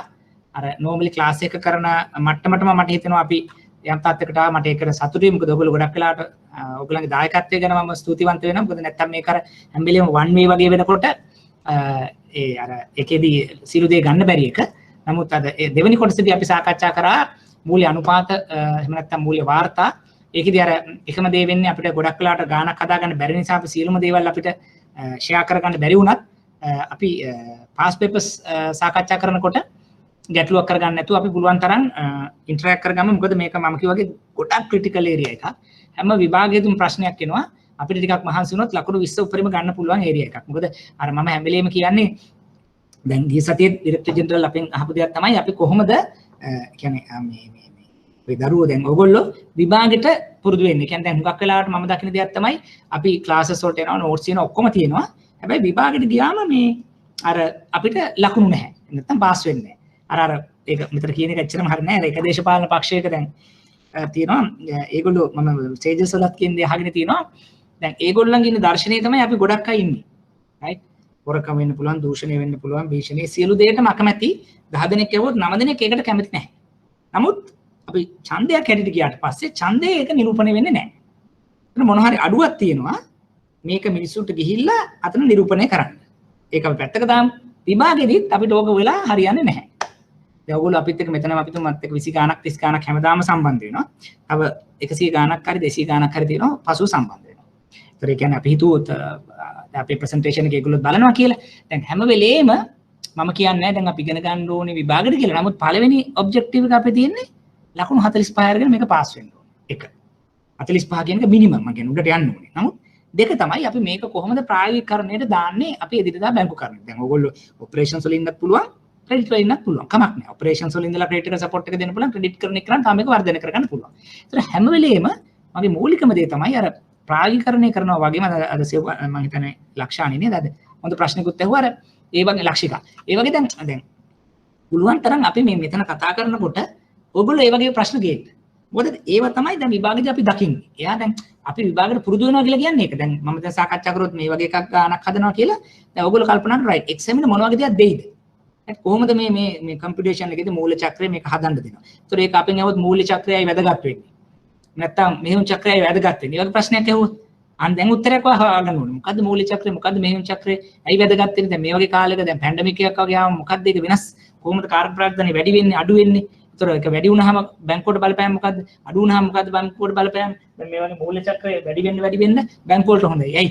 එයා ගාව සල්ලි නැහැනේ. එයා අපි ගාවට එනවා. මූල චක්‍රය අඩු වෙන්න බැංකුවලින් විතන් වෙන්න පටන් ගන්නවා. මොකද ඉක්විටි ඒ තියෙන ටික ඇති වෙනවා. තේරුණාද? ඒ වගේ අපි කල්පනා කරලා බලන්න. මේ දවස්වල ඇත්තම එක්සස් ලික්විඩිටි. අපි ගාවත් සල්ලි තියෙන ඒගොල්ලෝ ගන්නෙත් නෑ අපිට. රයිට්? අඩුවෙම දෙනවා නම් ගන්නවා කියලා කියනවා. ඇයි? ඒගොල්ලෝ අඩු කරලා. ඒගොල්ලන්ගේ ව්‍යාපාර කටයුතු අඩු කරලා. ඒතර ලොකු දෙයක් ඒගොල්ලන්ට අවශ්‍ය නෑ. මිලියන 2 ඇති වෙන මිලියන 10ක් කිල්ලුපු එක්කෙනා.